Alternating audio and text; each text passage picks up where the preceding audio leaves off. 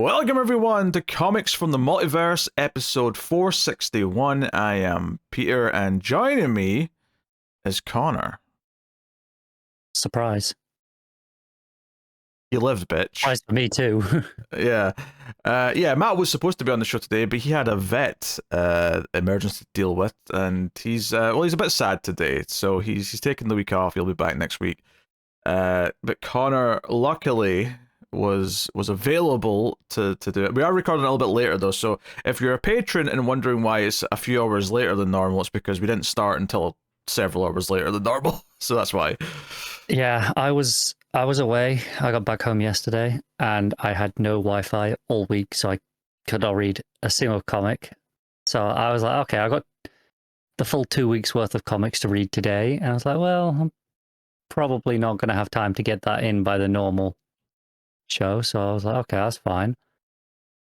And then, yeah, I got drafted and had to speed run 14 or 15 issues. Violin playing or something. Yeah. I don't know what you want from me, honestly, but hey, it's a DC Comics podcast. We get together, we talk about the books we read this week, and we got today on the show, we've got Absolute Batman issue 9, we have Action Comics 1087, we have Supergirl 2, Green Lantern Corps issue 5, Batman and Robin 22, Trinity Daughter of Wonder Woman issue 1, Batman Dark Patterns issue 7, Robin and Batman, Jason Todd issue 1, and I've got a Patreon book. I'll be talking about American Vampire 1976 issue 9. So that is what's coming up on the show. So a reasonably stacked week. Yeah, just paying extra attention as you've read them out, and just in case I'd missed something. But yeah, what was funny actually is the last time you were on the show, I forgot to talk about a book that I'd read. And I just didn't put it on the list, but because it was one that you didn't read, you never noticed it was missing. And it wasn't until like 2 weeks later, someone said, "Hey, where was that last Black Canary issue?" And I'm like, "What are you talking about? I read it." I just forgot to talk about it. Is that the Tom King book? Yeah. So me and Matt just talked about it a couple of weeks later, but like, I genuinely did not notice that I'd skipped over it. Well, if you skip Trinity this week, I will not remind you. It's in the list. I will. Yeah, because you've never missed over a comic in the list before. Okay, it might have happened, but it's unlikely to occur today. Or is it? Unlikely. I was going to ask how your week away was, but suddenly I have this inclination to not give a shit. I don't know what that is. There's a feeling building. Well, does it make you feel better if I got sunburnt? Yes, it does, actually. Yeah.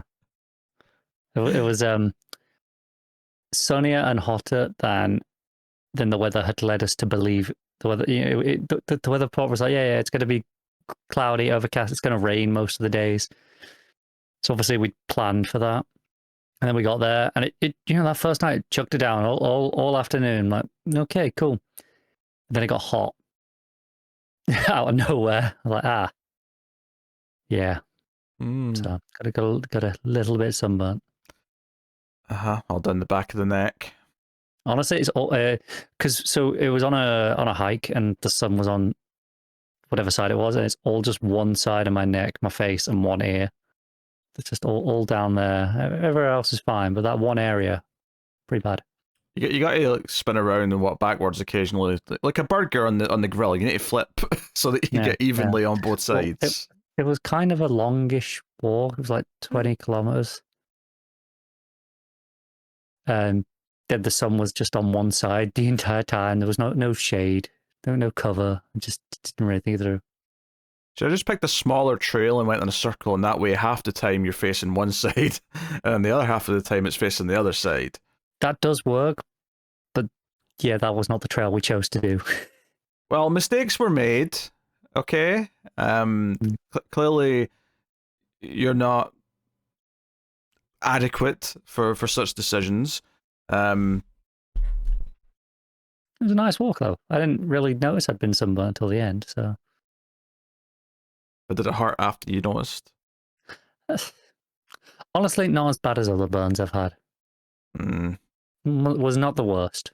But that's just nowhere near the worst sunburns I've ever had. I know what those two are. we can do better then. Must go hard. Must burn the ginger. I'm sure that'll happen next week when it gets even hotter. Don't worry. Is it maybe hot next week? It is here. I don't know if it is maybe getting hot here, but I guess we'll find out. Let's start talking about the weather. This is a painfully dull subject. Very British of us. Yes. Well, welcome everyone to the show. Yeah, I guess we'll just get into things, really. I don't have much preamble. I guess, actually, one thing I will say is I'll do some promotion here because it's more related than normal. As over on our movie show, The Collector's Cut, we just started Superman season. So a review of the first Superman movie came out this weekend, and they'll be coming out every week until the new film comes out in about a month or so's time. So it may be worth going over to Mail Fuzz Movies and checking that out, or going to the Collector's Cut podcast feed and having a listen there. But I kind of forgot there's a new Superman movie in like a month's time. I think that's more on you in this case, because I think generally there's reasonable hype for it. Not a bit. I'm just not. It's not hitting my feeds that much. Less than usual. I've been seeing plenty of stuff for it, so I've not seen any like bus promotion like posters anywhere yet. Oh, usually sure. they start pacing on the side of the buses by now. I've not seen that yet. I'm going to go out tomorrow and it's going to be everywhere. Probably. I've been seeing, like there's the new trailers that have been coming out and new pieces, new character posters and things like that. They've been kind of sprinkling all that stuff out over the past month or so. I'm hopeful. I'm looking forward to it. We'll see how it ends up, but yeah. So yeah, if you want to go check out ridiculously long and in-depth conversations about the old Superman movies, that is available over the next month. We just recorded the Superman 4 episode this week, so that was a hoot because that movie's everyone's favorite one. A hoot. Like, how can you not love Nuclear Man? I don't know. I love him. Not Nuclear Man. Nuclear Man. You have to say it properly, like Hackman. That's what you do. That's honestly the one I'm looking forward the least to watching. Is the only one we've got left before the new one, and that's Superman Returns, because I think I'm going to be miserable watching that. From memory, it's not the worst film, but it is quite dull. Yeah, I was never bored or dull in Superman 4, Superman 3. Like, as bad or as weird as they might be, there's always something to keep you engaged. There's always something interesting happening. Entertaining does not always equal good. They're both better than Returns. You mean objectively better?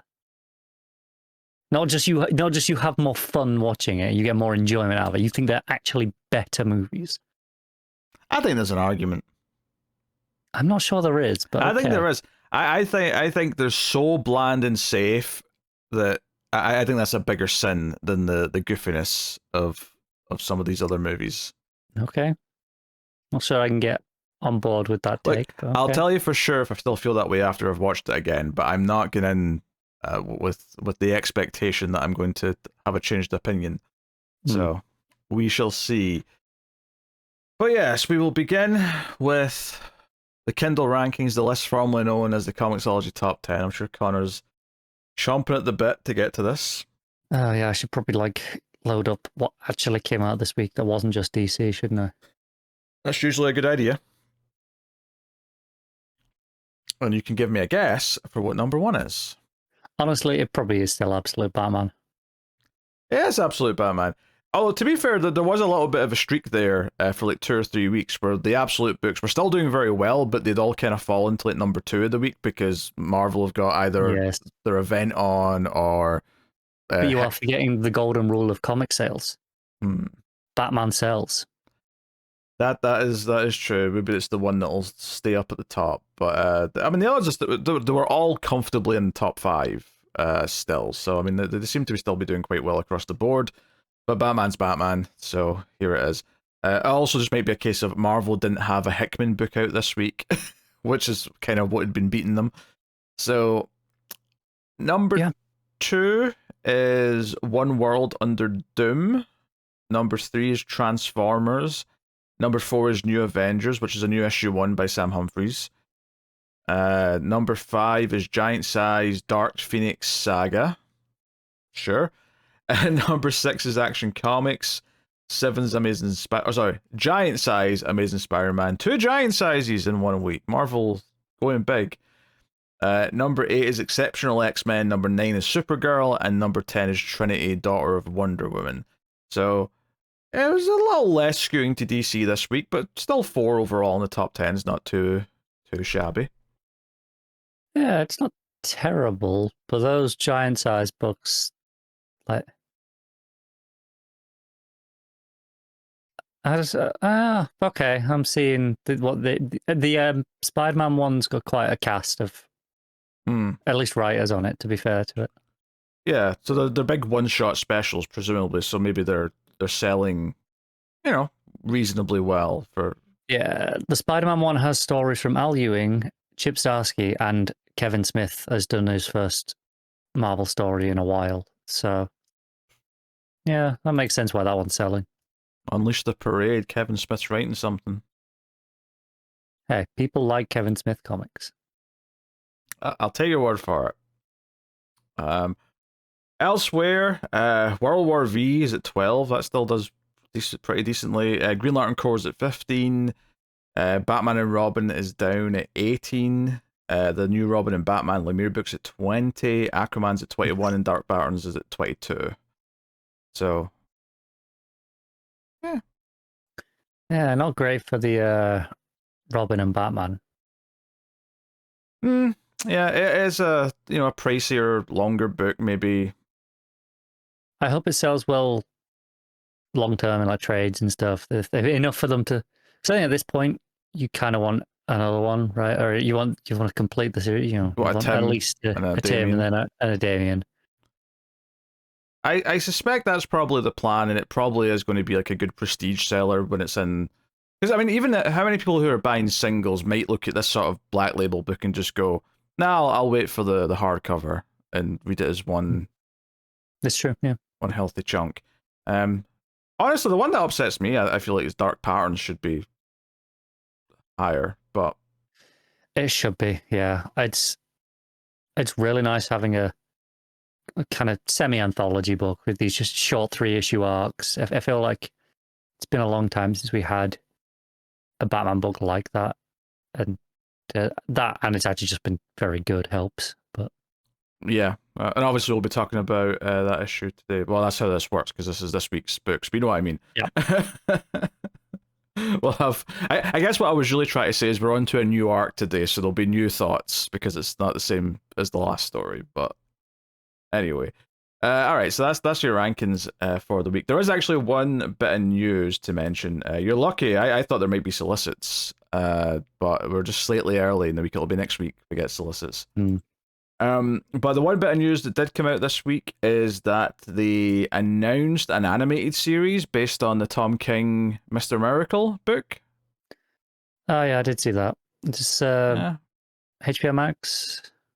Well, here's the I'll go to 8 and see what they're saying here. Warner Bros. Animation and DC Studios have greenlit the adult animation of iconic Mr. Miracle, announced exclusively via Hollywood Reporter. This is the second adult animation via DC Studios after Creature Commandos. So yeah, it's the Tom King and Mitch Gerard's book that they're adapting. Worth mentioning, Tom King's Supergirl story is kind of what they're adapting for the Supergirl movie that's coming up next year.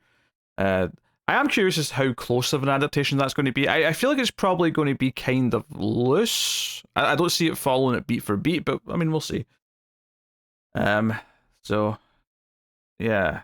And they've just got a description of the comic, so they don't really have much more to add other than just it's been announced that they're doing it. So cool. Yeah. Yeah, I mean it's a great story. I totally see why they would want to adapt it in some form. I feel like it's going to be. For me, I think it's going to struggle a little bit as an adaptation because so much of that comic was defined by its structure. That I think it's hard to imagine it in a different medium. and working as well. Yeah, that's fair. I mean, maybe animated's the right place for it, but then part of me thinks that, I don't know, maybe live action would have offered more, like, so you wouldn't be able to do the same thing as the comic, but maybe you could substitute in certain stylistic things that could, make the adaptation unique in its own way. And I'm not saying that animation can't do stylistic things. Obviously, it can. I just don't know if it can get away with like as much as a live action could. I feel like it has to be a bit more straightforward inherently. Yeah, I feel like maybe if you'd had like 2 different styles of animation for different sections, that could work. But yeah, it's a hard one. Because I'm imagining those bits where it was like just Darkseid's face and it was like old VHS footage or whatever. And I'm just imagining that in live action where it just cuts to like a 4:3, like grainy VHS and just seeing his face. And then the screen goes black and you just hear Darkseid is. Like, it feels like almost like a Cthulhu cosmic horror of like Darkseid's coming kind of thing.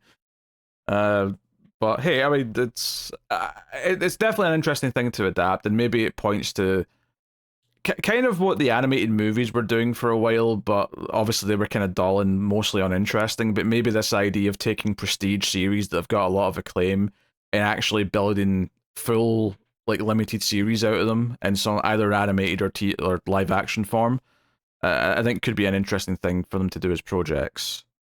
I agree. Yeah. Like I said, I'm a little bit cautious about this one, but more just because of how specifically unique to the comics format the original was, as opposed to anything about the actual story. But yeah, well, yeah, that makes it be all the more impressive if whoever's doing it actually does something impressive with it, and it feels like they've captured the magic with different methods because it's a different medium. Yeah. So yeah, well, we'll see. But that is before we do move on. Did you see about the even more delays to Batman? The Hush 2 stuff? No, I did not. Oh, so I assume you already talked about the 161 being pushed from June to July. I don't even know if we did, to be honest. I don't remember this, but go on. This is getting exciting. So 161 has been pushed from June to July. 162 has been pushed. Would have been scheduled, was originally scheduled for that date in July, but that's now been pushed to September, which is when the new Batman series is supposed to launch. Let's point out. Issue 1, yeah. Yeah, and 163, which is the final issue of the Hush 2 stuff. Well, first half, yeah, is now scheduled for October, which is after the launch of what the new series was supposed to be. Oh, we'll be on issue 3 of the new series by the time that comes out. Yeah. Something like that. Yeah, so I don't know if they're going to delay the new stuff or if they're planning on. I don't think they should. Being weird. I mean, I get that it's weird that there's like 2 Batman books and they've got vastly different numbers, but at least the numbers are so different that you wouldn't confuse them. Confused. I think the problem is, depending on where this half of the story ends, if it matters to the start of the new run. I am willing to bet you that it doesn't. It matters absolutely nothing. I agree. Yeah. But I know, I can't remember who it was, but there was an artist teasing on Twitter last week. It was a Ram V and Fernández are working on a Batman book, so we know that. But then, so Mark Morales posted something. They'd inked over some Tony Daniel Batman stuff, and it's a 3-parter, but that's not been announced, and there's nothing about it. So I'm like, well, you got 3-part Batman issue stuff you could use to fill in if you need to accommodate these delays anymore, I guess. For Hush 2, just it depends what it is, because it might be like a Black Label like style prestige book or something. It could be, yeah. It's hard to tell. I don't know. Like, honestly, I'm not liking Hush 2. They can take as long as they want. I don't care. Is anyone liking Hush 2? That's some people, I guess, but I like, I do not care. And while I'm not necessarily like chomping at the bit for like the Matt Fraction Batman, like obviously I want to give it a chance, and I don't think it should be delayed because this weird nostalgia trip's like getting like overly delayed. The problem is there are benefits both ways as far as DC are concerned, right? In that Hush 2, despite our complaints, is selling pretty well. Mm-hmm. And if they launch another Batman #1, there's a chance people go, this just really doesn't matter, and just buy the Batman #1, and they lose some sales on the rest of Hush 2. Of course, it just being delayed might mean people just drop off and don't come back in its own right, and maybe having another Batman book there to pick up the slack will be good. Like, I don't know which way they're going to look at it and go, well, that's the choice that we make.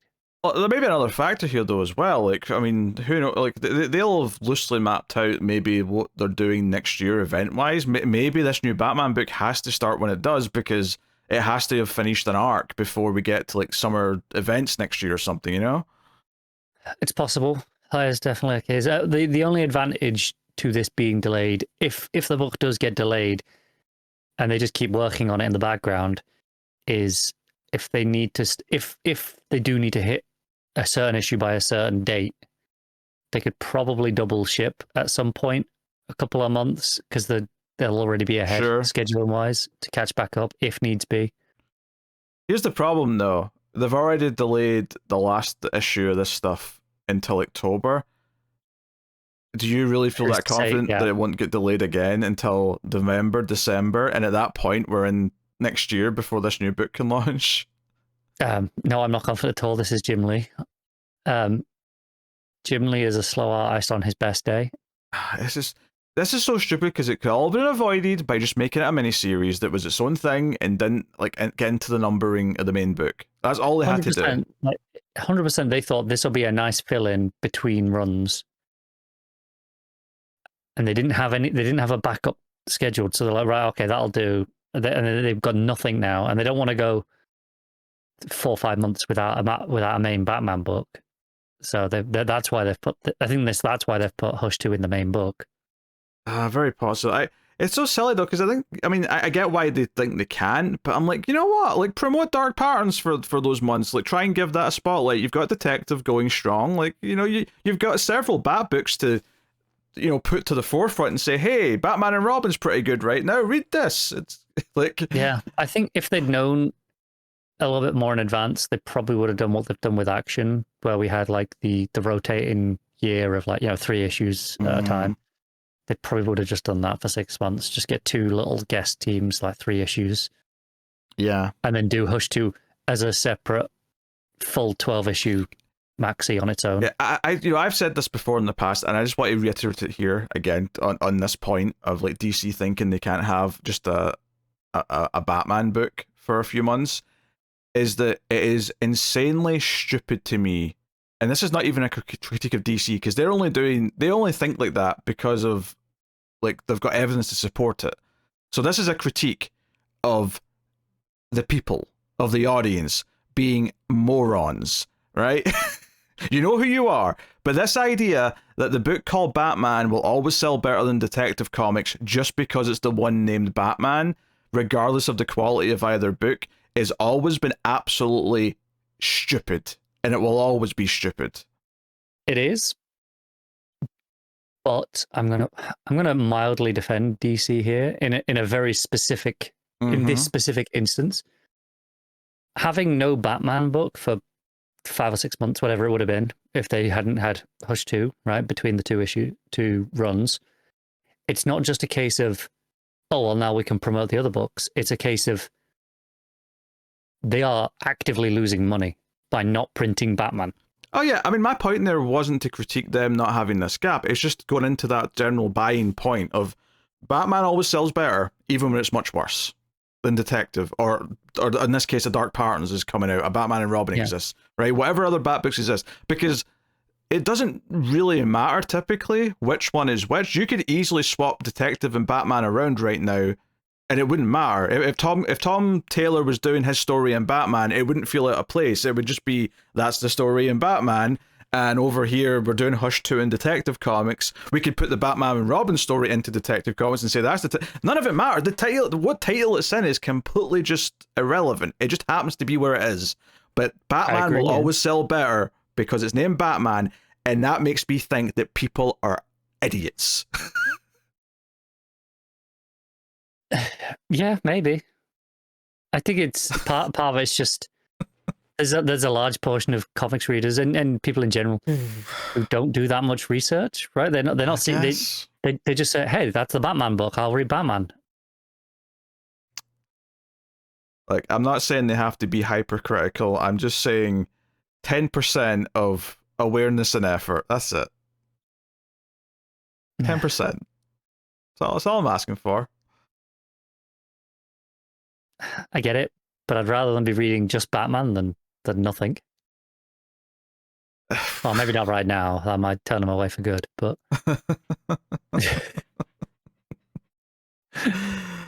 Can't imagine if that's someone's first Batman story. Oh god! Do you know the funny thing is that there's probably people who like only read mainline Batman, and that's it. That's all they buy every month. That's kind of that is kind of nuts to me to only have one comic a month. But I guess there are people who do that. Oh, there absolutely are. Like 100%. Yeah. Oh well. And to be fair, some of these people who only buy one issue of something a month might be reading constant collections. Like, they might just be reading that way. There's just one comic they like to keep up to date on, and fair enough, whatever. Any format's, completely fair, but yeah, still. Anyway, that's just my complaining over.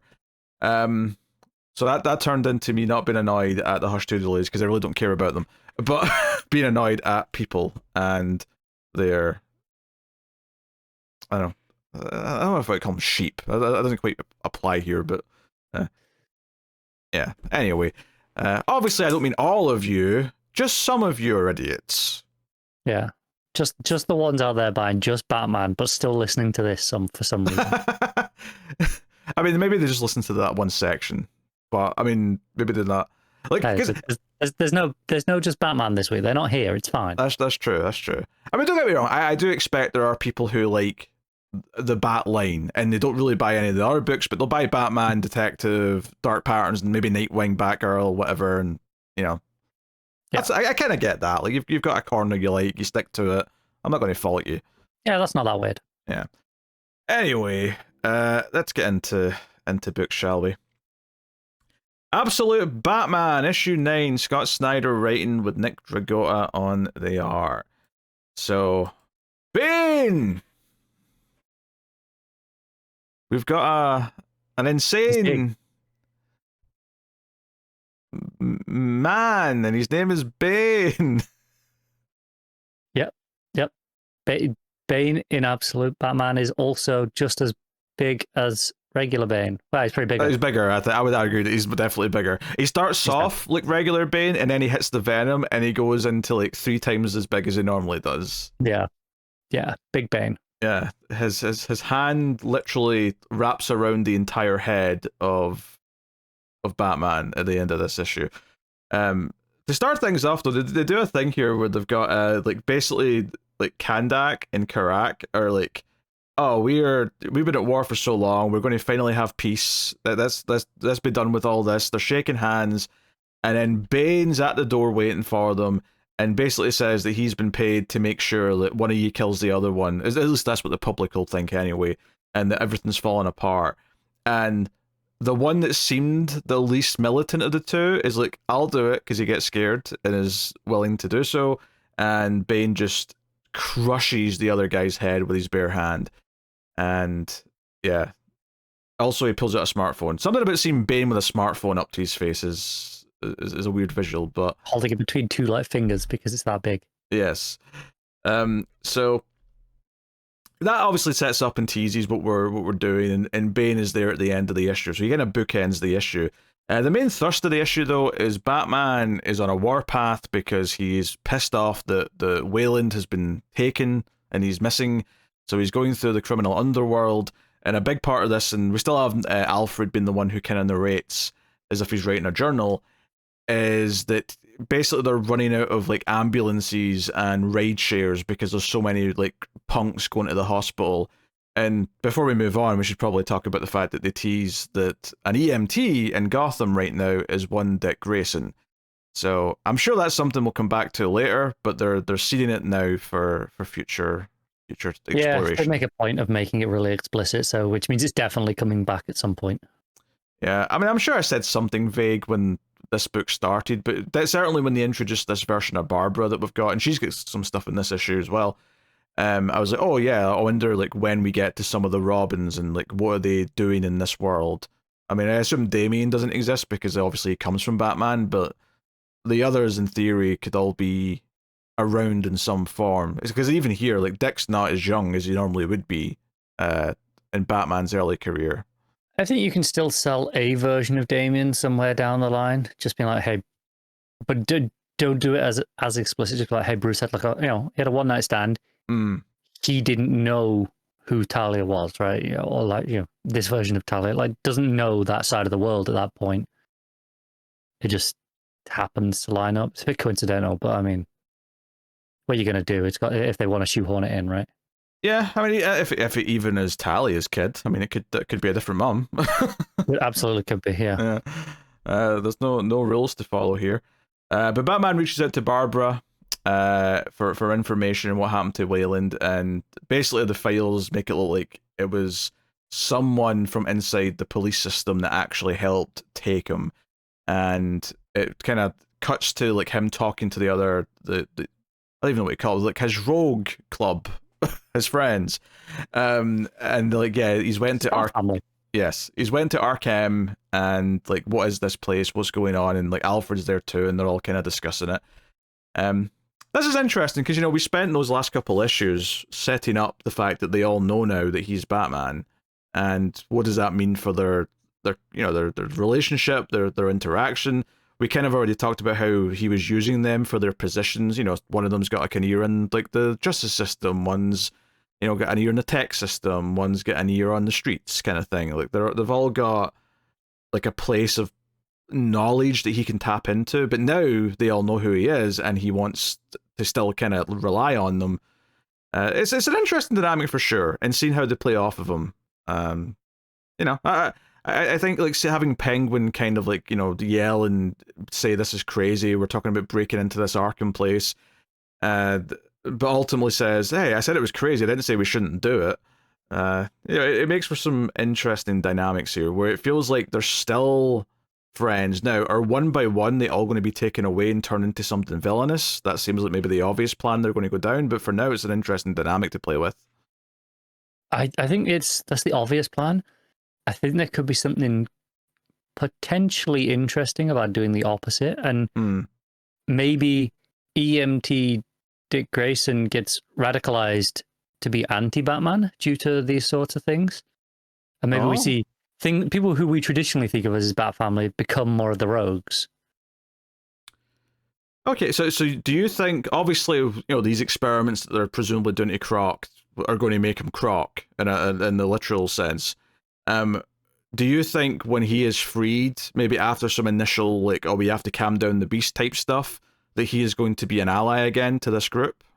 Is that what you're thinking? I think it's very possible that and then he kind of almost takes the role of a in the field Robin, right? Style character. Okay, yeah. It depends. I don't know how extreme they want to go with this absolute universe, like, because that is so drastically different to the mainline stuff. And not that all the books aren't different, but there's still kind of there's a recognizable core, right? Yeah. Switching his rogues and his family entirely is pretty drastic, which is why I say like they could be really interesting, but I don't know if that would be going too far for what they want from this line, like editorially. Yeah, I mean, I don't know about turning the traditional family into bad guys necessarily, but I do like this dynamic of these characters being kind of like allies, and maybe that bond strengthening, because this issue like obviously has this meeting between them where they're kind of like all wanting to help Croc because they all care about him. So that kind of like, kind of helped further that idea of this bond they've all got. And then the flashback with Croc kind of coming to see Bruce and Selina, and the kind of the chemistry there, and Bruce being like his best friend who's going to help him train for his boxing match. All of that is doing a pretty good job of making me kind of care about this as a group, which I think is interesting, in some ways makes this maybe my favorite issue of the book so far. Because the first arc I really enjoyed, but it was very much all about setting up, okay, what is this Batman like, right? And it set up these like friend characters, but this arc, and to an extent the subplot in the last like two-parter, have really went a long way to try and kind of make it feel like, oh no, they are a group of friends, and we're actually, I think, as readers, starting to care about the fact that they're friends. And while we can draw on our knowledge of who Harvey Dent is or who Oswald is to like understand like how they're thinking in a scene, it doesn't mean that they're going to like do something villainous in a scene. It's just more like, yeah, Riddler's still coming at it from a perspective of intelligence and technology, but he's coming at it with the goal of helping or aiding whatever Batman's doing. And I could see, given how much I'm kind of starting to care about Croc when they're all like wanting to find him and help him, and they're scared that something bad's happened to him, it makes me wonder how bad it's going to feel when maybe Harvey's Two-Face turn happens in some form or another down the line. I could see that being a big deal to play with. Yeah, it feels like that definitely will happen at some point. Obviously, I think it'll happen in very different circumstances, but yeah, I mean, like that should be probably a lot more dramatic and emotional than any version of Two-Face ever has been before. In theory, if it gets pulled off. Yeah. Because I think the friendship here is a lot more interesting than it normally is. I mean, yeah, okay, Harvey and Bruce might be friends in some versions of that story before he becomes Two-Face, but this is a bit more like, and even in like Long Halloween, where yeah, I love that, and I love how it establishes this working relationship with Harvey and Batman and Gordon. This is kind of a different beast entirely, where they're close personal friends, where they care about each other, where they're kind of watching each other's backs, and they've known each other since kids. This is, I think, something that we saw a lot of during his original run. Snyder is clearly someone who grew up with the animated series, because there was a lot of things from that, and I think that had, not quite as close as this, obviously, but that had quite a friendship between Harvey and Bruce as well, pre Two-Face. I think it's that, but to an even bigger extreme by making him in a circle here. Yeah, that stuff's pretty fascinating. The Arkham stuff as well, which they get into maybe a little bit later in the issue, about how this site is the important one because there's something like under the surface that's been there since this old building, which I assume, I don't know if they're actually going to call them the Arkhams, but I'm assuming this building that burnt down like 2 centuries ago is like, kind of tying into the idea of like the old Arkham building that's been there for centuries, and I don't know, in some ways inspired what this entire Ark project is, the Joker company's doing all over the world. Yeah, that's what it sounded like. Yeah. I mean, the name of Arkham aside, being a little on the silly side, I do actually really like the idea of like Batman breaking into it. I like that sequence and the eventual kind of like, oh, what monstrous things are they doing in here? Because it's less just, we've got a bunch of insane people in cells and we're not really helping them, to, oh, we're doing mad science, we're doing experiments and mutations, and we're trying to unlock, I don't know, genetic like soldiers or something, whatever they're trying to do. Yeah. Was the skeleton kind of supposed to be Man-Bat, maybe? That's what I thought. It looked very Man-Bat-esque. Yeah. That he sees. No, I thought the art in those few pages of him like gearing up, leaving the sub and swimming into this area, because it had this older building that was built on top of, there's kind of a way for him to get in, and that ends up being just kind of a method in, and we get this idea that there's been this secret like underground lab under the building that's not supposed to be on the blueprints that he finds, and he sees the skeleton which looks like a Man-Bat type figure, and then he runs into Bane, and the way that scene plays out is that Bane kind of, we'll call it mocking him, but it's kind of like he hurts Batman's arm and he's like, hey, you've got another arm, and then he kind of like, announces what fighting style Batman's using, and then he's like, okay, you've hurt your other arm now, you've got 2 legs. And Ed like, oh, you've hurt another leg now. And Bruce is like, I'll still kick your ass with 1 leg. He's very much the Black Knight from Monty Python, the Holy Grail. Sure. But just yeah, picturing him hobbling around by Bruce to just get back up and be like, I've got this, no matter what.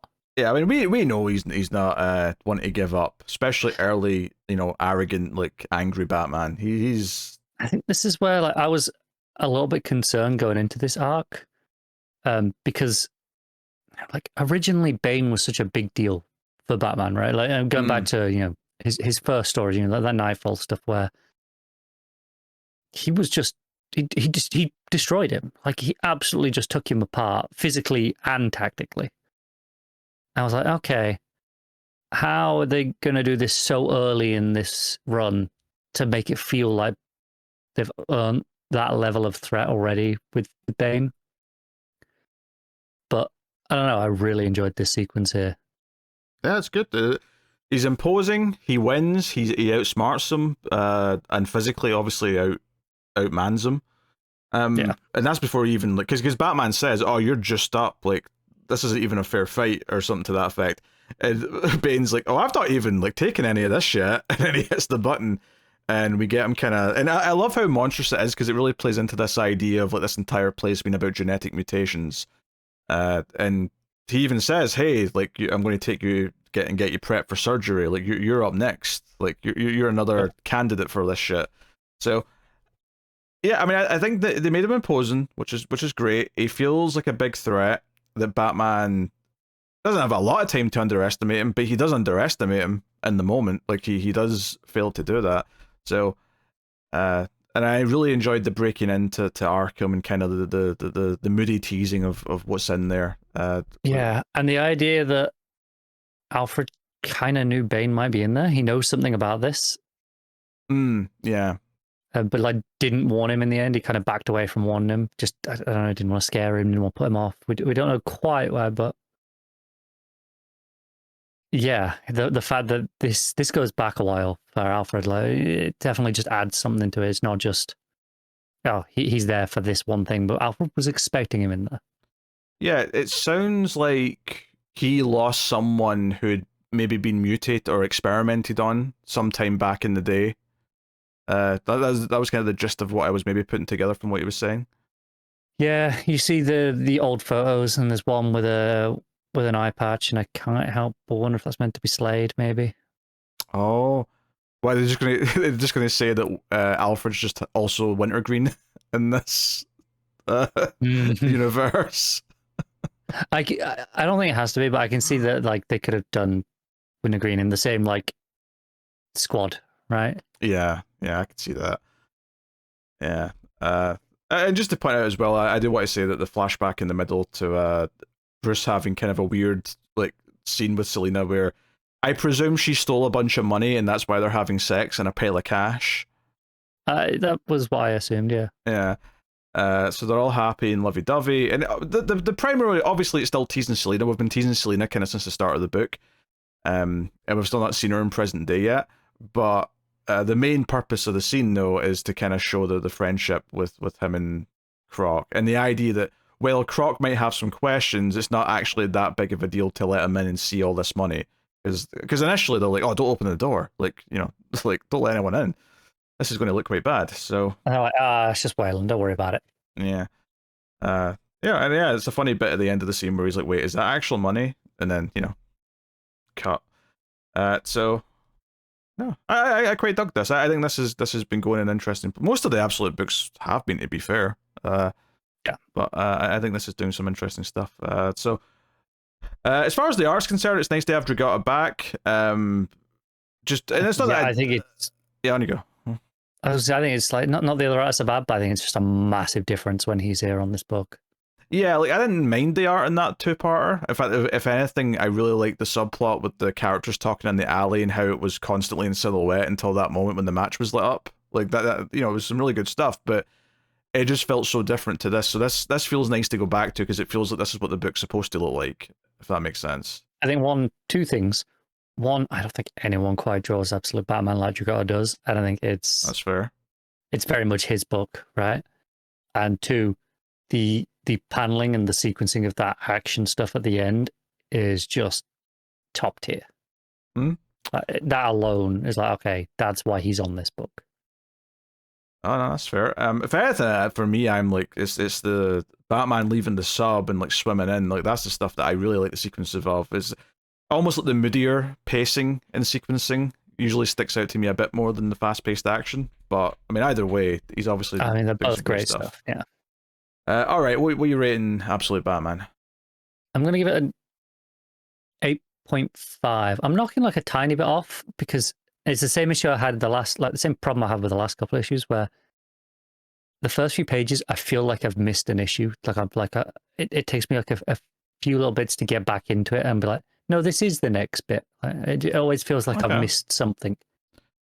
Yeah. Oh, which reminds me, I didn't really talk about the one scene with Gordon and Martha, which was basically just him saying, "Hey, I'll follow your lead now. You do something." So that's setting something up.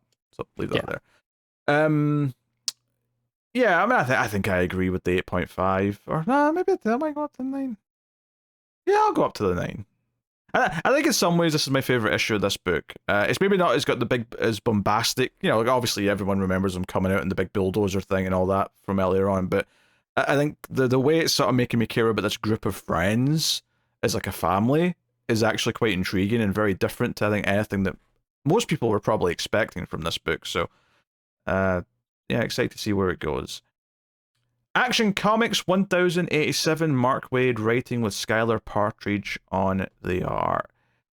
So, this is the start of Mark Waid's run here. This is the Superboy stuff, which, you know, I've been a little critical coming into it, just purely because I don't like the idea of Superboy. I don't like the idea that he was Superboy before Superman. It makes the coming out of Superman less special to me, and so on and so on. One of the things that me and Matt talked about in was it the issue 1 Unlimited or no, it must have been the special that was teasing this. But it was just the idea that the name Superman just is an evolution of Superboy instead of something Lois names him. And that's where I got Matt to kind of admit, oh yeah, this is kind of worse. But having said all that, though, I do think this is a pretty solid issue. And I think the thing that sticks out to me about it more than anything compared to some of Waid's other stuff that he's done recently is that it doesn't just feel like, oh, he's got like a toy box and he wants to put a bunch of his action figures in and just do a bunch of stories with all these Silver Age versions. This feels, for better or worse, like he has like a long form idea in mind, a story he wants to tell and sort of reshape kind of the teenage years of Superman. Whether or not you like the idea of him doing that, I think is, you know, open for debate, but I think it's a solidly put together issue from like a writing and like sequencing point of view. How do you feel? I agree with most of that. I think it's solid for sure. I'm not sure I necessarily agree that I feel like he has a long-term plan here. Okay. I feel like he has an idea of an arc. Like I can see that clearly. Sure. See where it's going. I'm not convinced that after that arc, it doesn't, that he won't just evolve into kind of redoing those Silver Age style stories it's been in the other books. Because I think he's primed himself to do this if he wanted to. Again, he might not, but he's primed himself to do this little setup and establish a Superboy and then tell those kind of simple, fun Silver Age stories that he has been doing.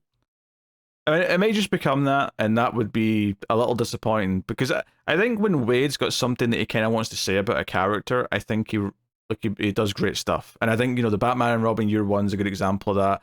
I mean, even when it comes to Superman Origins, Birthright is a phenomenal example of that. This, at least to me, feels like it is a solid start to setting up, and, you know, you've got Clark reminiscing about this, you know, that this expo he's at, and it makes him think of when he went as a teenager, which sets up the flashback story. And the Kent's kind of like worried that he's wearing his outfit under his clothes, and, you know, all the usual stuff about not wanting him to like get involved yet, it's too early. But then when tragedy strikes at the expo and this supervillain shows up, ultimately, you know, the complete opposite of Man of Steel with, like, you know, no son, let me get killed by the tornado. Pa Kent says, yeah, all right, like, it's time, Clark. Like it needs be, on you go, do the thing. So complete 180 from that, which is nice. I will say there's a little bit of a weird element of this that feels very coincidental in a way I don't like because it drew attention to it. Mm-hmm. So earlier, not that much early before the villain shows up, they're in the museum and they're going, oh yeah, the costume heroes aren't really a thing anymore. They talk about the JSA and the All Star Squadron and all this, and like, yeah, it's just a thing of the past. It doesn't really happen anymore. And then a costume villain shows up like 2 hours later. Like, I don't know, and like I thought the point of that was going to be, okay, Superboy is kind of going to bring that back, and then the villains come out, with that. But the villain just coming first in an unrelated manner, I don't know. I didn't really like that. It felt a little bit forced. It's interesting to me of like trying to like square away all this continuity of like, okay, sometimes Superman's seen as the first superhero, but obviously we're in a continuity right now where the JSA existed. So how do you pair those things together? So having like Jonathan Kent actually knowing about those characters and like using them as examples when he's trying to teach Clark things, that's interesting. I mean, I don't know if it's necessarily like my favorite way of doing it, but I do think it's a noble approach. The idea though that like the threat that shows up that's a problem is this, like, I think he's from the future, right? Yeah, he's from he's someone from the future. He's got a goofy costume and he's doing whatever. It does feel like he's a bit in the generic side to come into it. I think maybe a threat that maybe it's still a villain. Like, I'm not saying it should just be like a natural disaster or something, but although that would work, as if there was just, I don't know if earthquakes are supposed to happen in Metropolis naturally, but let's just say they are. Like, if an earthquake happened and like a building started to fall down, and it was like, oh, he can literally save dozens of people right now if he just swoops in. Right, and I think the reason that I clicked in my head is you mentioned Man of Steel, obviously, and this being the complete opposite Park Kent, and I like that element of this here. I like Park Kent being like, no, go do it. I think you could have still had that exact beat with, let's say, like some sort of natural disaster that's like, go and save people, go and help. Yeah. I think that's the important part. I think having the costume villain just, it takes a little bit away from me. Presumably, though, the reason why it is this villain is because this is going to lead to the Legion, because we're going to do Legion and Superboy stuff. I'd have thought so, but again, like, it's just a timeline sequencing thing, right, for me, where you could have the Legion start to appear after he's out in costume. Sure. Because then the Legion are like, right, that's the date where he's in costume. That's when we can start heading back. Like, because obviously they have the records. Like, there are little things for me that I'm like, they're just little tweaks that just annoy me a little bit. Does beg the question. So this guy's came from the future, and then he has no idea who Superman is a little bit strange if you think about it. Yeah. I guess maybe there's a reason. Maybe. Yeah. If we're being generous, maybe that's part of the story. Maybe Superman has been wiped from the future. It might very well be the case, and maybe part of the reason why the Legion intervene is because they want to make sure Superboy becomes Superman or something. Like, absolutely, that could totally be part of it. And I did like him, like, almost punching the villain and then stopping because he realized, I don't actually know how much this guy can take. Like, what is a safe punch for this villain? And having to hold back, even though he's getting his ass kicked. I'm like, okay, this is some interesting learning difficulties for a young Clark to go through. I'm not mad at it. It very much feels to me like, okay, he wants to do a good version of Smallville where instead of shying away from the cape and the powers, we're leaning into it and we're just going to go full on do it. It's almost funny to me because, like, my perfect scenario is in the middle where it's not shit like Smallville and actually, tries to do something with what he is, but does not go full superpowered cape and Legion of Superheroes. My ideal version of the teenage Clark Kent is in the middle of those two things. That's a hard line to go to. Well, oddly, I think it's quality aside. Let's just take that conversation for a second. Sure. I think what you want is closer to what the earlier seasons of Smallville are supposed to be. Yeah, I guess, but I think the problem, again, forgetting the quality part specifically, and just looking at the premise of Smallville, is that because it's a TV show, he has to have a threat to deal with every week, and that's just inherently going to shoehorn in a bunch of crap that just, fills it with nonsense. But you want something like the idea of where he is still actively helping people, but he's not in costume. Yeah, he's not. And it's not something that he's constantly having to do, all the time. And maybe like over the story, he starts pushing himself and like seeing stuff further away that he can run to or eventually fly to once that kicks in. But that's not an issue in this story because he's already got the vision, he's got the flight. We know that. Yeah, he's got all the goodies here pretty much. Which is fine, and I do like the fact that the Kents don't love that he's going to like unveil himself to the world, but they know it's the right thing for him to do. But they make that choice anyway. Again, that is good, Kent writing. Thank you very much. So I think there's positive things here. I definitely, I like, regardless of my feelings of just generally doing Superboy and Legion stuff. I do prefer this to having the rotating superstars thing, just because at least it's an actual run that might feel like it's going somewhere. For better or for worse, it can tell a story. Yeah. Yeah.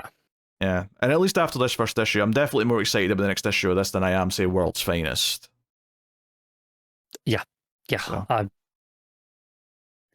That book has, I think, gotten worse. It's not like it's a terrible book, obviously. No. And the last couple have been fine because they've been part of the crossover thing. Very much kind of hit a routine of like what to expect from that book, and it's not that exciting anymore. It's been on for over 3 years now as well, so it's feeling like long in the tooth for the type of book that it is. Yeah, it's the type of book that probably should have been like, a few minis here and there as opposed to an ongoing. Yeah. But that's irrelevant to this, really, for now. Yeah, I'm just comparing it to Waid's other like recent work. Is it, you mentioned earlier he's at his best when he has something to say about a character, and I feel like probably that year one book aside, I don't feel like he has had anything to say, or anything fresh that he wants to say about a character since he's come back to DC. I think that's the one book where he showed that he still had something new to tell. And maybe this book will add to that. I don't know. It's too early to say just yet. But I don't think any of his other stuff has even really tried. He's been very much... It's not even nostalgia bait because it's so old for most people that it's beyond that. But it's just his idealized version of these stories. Yeah. Which I don't mind too much, and as long as it's, I think this is a pretty strong standard of writing. I kind of agree with the superpowered villain showing up like right after we're kind of establishing that that's not a thing right now. But other than that, I do think it's fairly solidly written. I think it flows quite well. I thought it was an easy read.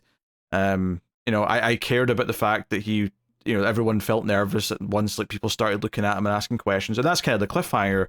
At the end is this idea, well, other than the last page, which I'm not sure what they're doing there, but but the whole idea that the military's paying attention to him because there's some superpowered being shown up, and who is it but General Lane? And normally I would kind of hate when they try and pull a character forward a little bit, but this one actually kind of makes sense that he would be like involved in some way in this. Yeah, I agree. That's one that's like, yeah, of course he's there. Kind of always was. Yeah. The only thing obviously I will not forgive him if teenage Lois Lane shows up at any point and they do like a tease of the future. Like, I don't want that, but it makes sense that General Lane is part of the people talking about the Superboy that's shown up. Yeah, I agree. And to go to the last page, who the damn hell is that? I don't know. Someone sees on TV that Superboy exists. And he just says, that won't do, new boy, that won't do at all, and he starts flying up in front of the moon. Yeah, he goes, he wasn't protecting them, he was out of control, unacceptable, he's not good enough. Which makes him sound like he was supposed to be a hero, right? He's someone... It's framed quite ominously. Patridge does a great job of making it look quite sinister, but I think he's meant to be someone quite heroic, and he's judging Clark for not doing a better job. Yeah, maybe who it is though, it's hard to say. I don't know. It's so funny because that final panel of him, like in front of the moon silhouette, like the lines on the moon almost look like wings coming out of him. I can see that. I don't know if that's an intentional thing they're going for, if they're trying to say there's something angelic or something demonic about him, but I don't know. Yeah, like I said, the framing, the mystery of it, like the coloring, like being, you know, that dark and moody mystery stuff, it comes across kind of sinister. He comes across like he's...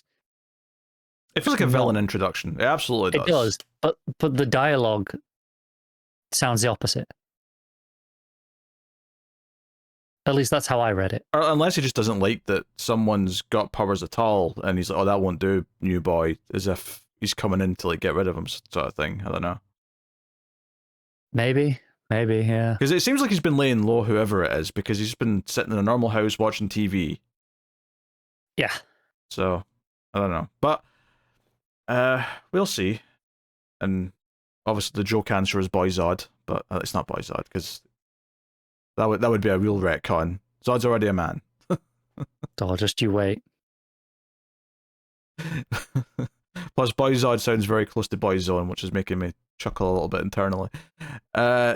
So anyway, yeah, we haven't really talked about the art too much. Patridge's art.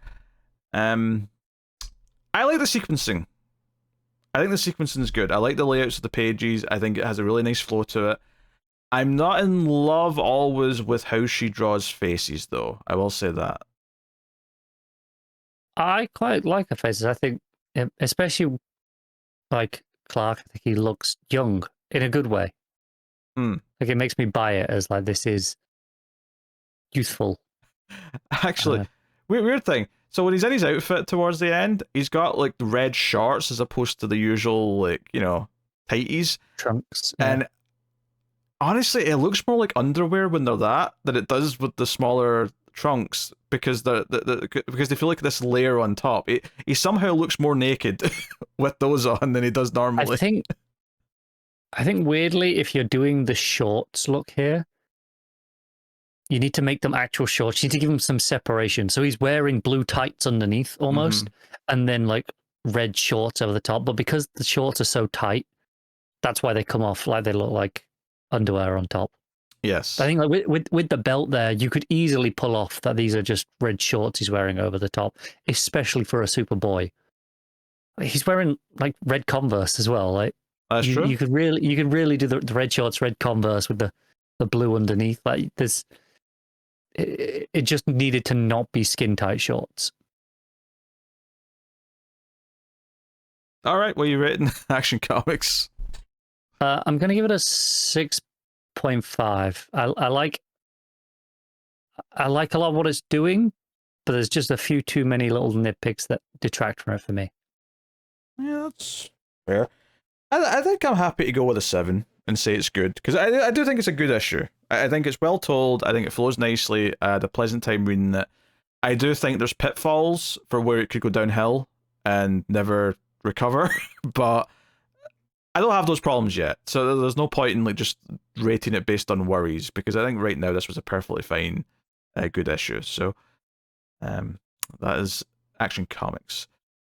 Supergirl, issue 2, legacy number 271. This is Sophie Campbell, both writing and doing the art. So, you weren't here for issue 1 of this. Did you have like any strong feelings one way or the other? No hot takes, I don't think. I think it's pretty solid. I think it's at points a little bit overly wordy. Mm-hmm. And I'm not super familiar with Campbell's previous work. I don't know if she's more well known as a writer or as an artist, but I suspect artist because I think the art's really strong. It's got a very, obviously this is taste dependent, but it has such a strong identity. I think it knows exactly what it is. And you can not like this if you don't like the style, but I think it's very good at what it is doing. And the writing, I think, is solid, but I think there are points that are overwritten. especially any points where it's using thought bubbles. I think those tend to be a bit overly clunky, and I get it's a creative choice to use thought bubbles instead of narration boxes. The benefit with narration boxes, though, is you can spread that thought of the narration out over a panel, over a page, whereas with a thought bubble, you are condensed to one bubble. So it looks, you can have the same amount of words, but it's a lot more packed in the thought bubble, and it looks a lot worse. Yeah, there was that page in the first issue where she was doing the comb stuff with the hair, and there was like 4 panels in a row with these big thought bubbles. And it's going for that thing where she's she's young, her mind kind of races, so it's sort of intentionally doing wordiness to kind of like represent that.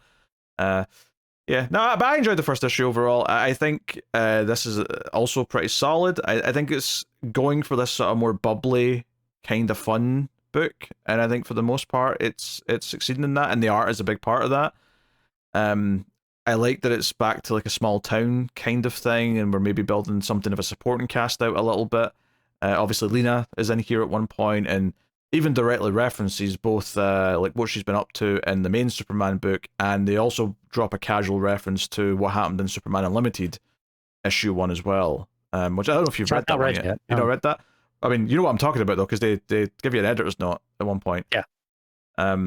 But yeah, so it's like, okay, all right, so we're doing the editorial, sort of keeping them all feeling a little bit, together. This issue starts off by answering kind of the mystery from the end of the last issue, which is who is this duplicate Supergirl, who's quite attention-seeking, shall we say. And it's actually someone in Kandor that Supergirl saved. So we sort of go back here and see kind of how she feels like she's ignored, that her parents are successful, Supergirl's successful, but she wants to be Supergirl. She wants to have that success, and she sees Supergirl's town as Midvale. She's got a bunny rabbit, and because she's good with tech, she's able to like find her way out of Kandor and into Midvale, and then kind of immediately like the sun actually changes her body and gives her the thick mum thighs. I'm not sure what the logic is there, but it is quite funny. Yeah, I don't know quite why. Like, it like makes her jagged, gives her like muscles like immediately. I don't. We've never seen the sun do this to any Kryptonian ever, but whatever. I think, yeah. I mean, obviously, there's an argument for like ones that come out of the Phantom Zone or something, but maybe it should happen. I get with Superman and Supergirl the idea that they've grown up here. Even in Supergirl's case, she was here from like 13ish. Is that they grow into like their perfect forms because they were just growing up here, so there's no like quick transformation. It's like it's through puberty they get to what they end up as, and it's almost like this character's ideal form, either bit by her own taste or just I don't know, like the fates of like, oh no, you're going to be a thick-thighed mum kind of look is what you're going for. But yeah, she becomes her. So because one of the things the first issue does is it sort of tease like, okay, she can clearly fly, but Supergirl noticed that she was using like tech-based stuff, so it was kind of unclear if she actually was Kryptonian or not, or she had the full power set. This issue kind of makes it clear that she probably does have the full power set, but she just doesn't know how to use it very well. That, but also because she's always works with tech, that she likes to use tech, and it's kind of her thing. So she's complementing stuff with her, disguise technology or whatever it is. So what we find out though is that she basically built up a reputation by like one doing simple little things, but then she started causing little disasters so she could swoop in and save people, like blowing the tree over that would almost hit someone, and then flying in and taking care of that. So when we get back to the present day bit, which is where Kara and her fake Linda here start yelling at each other, she whips out miniaturized Titano and makes him big again. And the entire gist of this big sequence that plays out for most of the issue is that Kara is concerned with the collateral damage and all the people who are in trouble with him being here, or what was her name at the start of the issue? Lax or something like that, something. Lar. It was definitely an L name. It was something Lar. The parents were Lan Lar and Laura Lar. What was her name? Oh, I can't remember. Anyway, she only cares about putting on a show and that people see her be a hero and people see her saving them. So Kara's trying to get rid of the people to safety, which pisses her off because she wants them all to see what she's doing. So even when she thinks she's dealt with Titano until Titano comes back, she gets pissed off, and obviously she's in over her head. Supergirl has to end up helping. In fact, she actually takes out her by turning Titano's head so that his kryptonite laser eyes hit the phony, and that knocks her out. So yeah. Also, we get some crypto on Super Bunny action. Because why not? Isn't that what everyone wanted from this book? Yeah. I mean, honestly, I think the big thing to say here, though, other than just the good character dynamics of what Supergirl's trying to do and what the fake one's trying to do and how that's causing more trouble, is just like how well sort of paced this entire sequence is. Like, I think the art is really good for all the fight. I really enjoyed it. It's why I say I feel like she was primarily an artist before a writer, and I think it shows in the confidence and strength in the art is there more. Yeah. Maybe it's the sort of thing where she's worried a little bit and she's like overcompensating with like dialogue when she doesn't need to. Yeah, I'm just thinking like this. The conversation with Lena is so dialogue heavy. There's just, I think it is a little bit overdone, even though, like I said, the art's great. Could have carried the storytelling visually a lot more. Yeah. Phony Supergirl is also very upset that everyone, despite still being confused, seem to all like real Supergirl now, even though they call her fake Supergirl. So call it Phony Girl. Phony Girl, yes, because of the P. But anyway, she calls Lena and wants help getting this P off of her outfit. That sounded weird. The letter P off of her outfit. Like, even though I'm looking at it, I know exactly what you're talking about. It still took my brain a good second. Like, what? Lena, I've pissed all over my super outfit. I need help. Like, what have I missed? Just for half a second, I was like, huh? Yeah. Obviously, like, this choice to have Lena be her kind of like side character is obviously inspired by the TV show, right? Like, there's no way they didn't. Oh, 100%. Yeah. Obviously, it's a very different Lena, and even just the fact that it's Lexi's daughter and not sister is a big change. But the personality is so different as well that it doesn't even feel like it's doing what the TV show did, even though clearly the decision to put them together is absolutely because of the TV show. It absolutely is. But that TV show was not a young goth teenager. No. So different dynamic here for sure. Also, Streaky the Cat shows up, which is always a delight. I love that Streaky just like wanders anywhere. You know, like Kara's like, "Oh, you damn cat! This is where you showed up." And I'm like, can Streaky just like go around the globe, just show up anywhere? You know, even leave the planet potentially. Probably. I think that they're trying to show us the difference here between Streaky and Crypto. Like the dog just follows around with Kara, does what Todd, like comes and helps the fight. Streaky, no. Streaky the cat just does her own thing, like off doing whatever. Yeah. So there's a lot of dialogue about like what was happening to the outfit here, why this symbol, I'll say, won't come off. And there's a bunch of techno babble about how to try and do it, but in the meantime, all those boxes of old outfits that were thrown out of the parents' house might come in handy until this one's fixed, until the nice shiny new one's ready. So when we get to the end of the issue, we get like a montage of her trying on various outfits, some of which, like, I mean, I'm going to assume these are all pulled from somewhere in history, although I'm having a hard time imagining where the first slutty one came from. Yeah, I was thinking that. I don't know that one. Yeah, but the end result is the classic 70s one, which is the S is just on one side with the kind of almost like a blouse kind of look to it. Sash look, yeah. So yeah, that's something. Meanwhile, our villain is like basically getting her own outfit ready and is pissed that she lost, but also she's made a giant ray gun fueled by black kryptonite. I'm glad they addressed it because it's not so much that I needed to address because I could see she was wearing gloves, but she's just casually like, handling black kryptonite. I thought, wait a minute, shouldn't she be also feeling some effects from this? But it's okay, it has to be touched. The gloves are protecting her. It's a pretty big hazard material gloves. They are. So yeah, and they do point out here. She says that this will make her lose her inhibitions, go moronically stupid, as well as become antisocial and an asshole. So this is kind of like the red kryptonite from Smallville, but it sounds maybe with the addition of the dumb part. I don't know if that made him dumb in that show. No, I don't think so. It did the remove inhibitions. That was kind of its main thing, right? Yeah.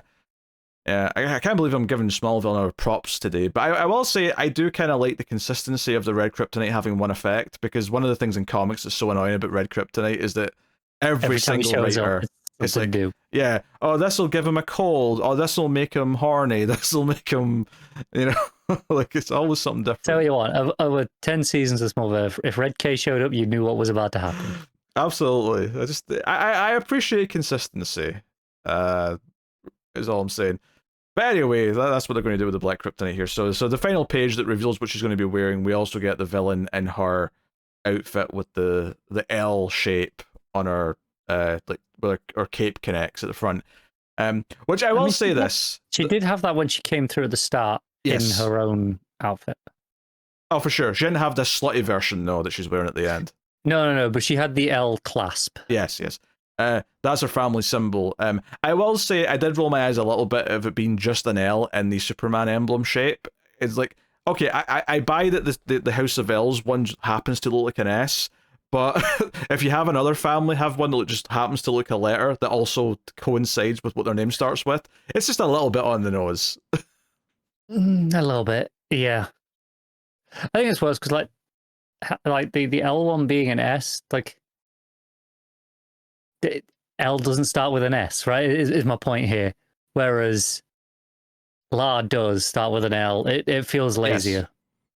Yes, and I do realize that in some versions, Zod's symbol is kind of a Z, which I also would say that they shouldn't do. I prefer it when it's the other one that looks a bit more neutral. Yeah, I agree. Anyway, it was quite as well that the purple and green felt very Luthor colours. And obviously the L feels very Luthor as well, actually. Yeah. Yeah. Also, as much as I mentioned the thighs earlier, the page that made me remember them was this final page, because like when they're standing back to back like that, they're not in the same scene, obviously, but they're presented back to back. Like, the thighs on this woman are robust. Shall we say? Crush even if she wasn't Kryptonian. Yes, they could crush a man. Remember that scene from The Boys season 1? How can I forget? She's a prime. How can anyone forget? She's a prime candidate for that. Yeah. Yeah. Worst ways to die. Yeah, that's true. Anyway, so yes, because that's the thing. Because she's disguising her face and hair the whole time. She's actually, well, she's one of yours. She's a ginger. Yeah, unfortunately, yeah. Yeah, so, which is even more Luthor in some ways. Secret Luthor reveal incoming. Anyway, yeah, it was mostly a fun time. I enjoyed, the friendship with Lena sort of starting up properly. I think was kind of nice. The joke of the montage of the costumes was a bit of fun. And the fight with Titano was good. It's particularly the dynamics of like how they're both trying to do very different things in that fight. And like Supergirl's frustration that the other one just wants to make it worse so she'll look like more of a hero regardless of the collateral damage. I thought it was an interesting dynamic to be beyond just stopping Titano, which made that a bit more fun. So what are you giving Supergirl? I'm gonna give it a solid 7 out of 10. Good, enjoyable, a little bit of a word for my tastes, but I'm hoping we'll improve over time. Yeah. Yeah, I think I agree with the 7. Yeah. There you go. All right. Green Lantern Corps, issue 5, legacy number 108. This is written by Morgan Hampton and Jeremy Adams, with art by Serg Acuna and V. Kenneth Marion. So, yeah, there's 2 kind of ongoing plots here that were set up last issue that are both kind of concluded in this one. So we've got kind of 2 separate groups of characters at play. One of which is Kelly, Ellie, and Baz. And I always forget Ellie's name because my brain just won't accept that it's so close to Kelly's name. Because I think Ellie and go, that has to be wrong. There's no way it's Kelly and Ellie. But it is. It is Kelly and It Ellie. definitely is. Yeah. Yeah. So it'll sink in eventually that that's what Ellie's name is. But yeah, they're inside like the mind maze of well, kind of all of them. I was going to say it's Kelly's mind, but it's kind of going through all. They're sharing memories. Yeah, it goes through some Baz memories as well. So I think what this probably did is that it kind of helped flesh out Kelly a bit, who could use some fleshing out. I think because I've liked her inclusion, and like I think she's an interesting idea as a character, but like who she actually is and like, kind of how she ended up with the glove and all that's been kind of wishy-washy.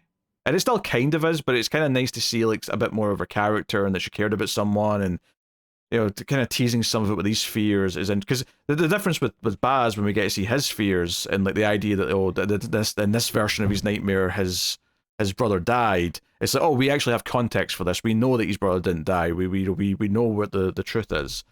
So it's kind of an interesting comparison between the two of like sort of learning about a character we don't know that much about versus one that we do already kind of know the context for what we're seeing.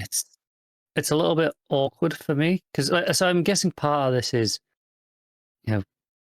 Teen Land's not been in a lot of like mainline stuff. It was in the younger stuff that she was introduced, right? Yeah, Young Justice, and then she's basically just on the build up to this. She's been popping up in a couple of issues of Green Lantern here or there. Right. So we don't really have a lot of her backstory nailed down for most people, which is why it's here. I think the problem is once you introduced that, hey, Simon's memories aren't real, like the versions we're seeing aren't real here. I don't know how much of her versions are real or not either. Like, I don't know.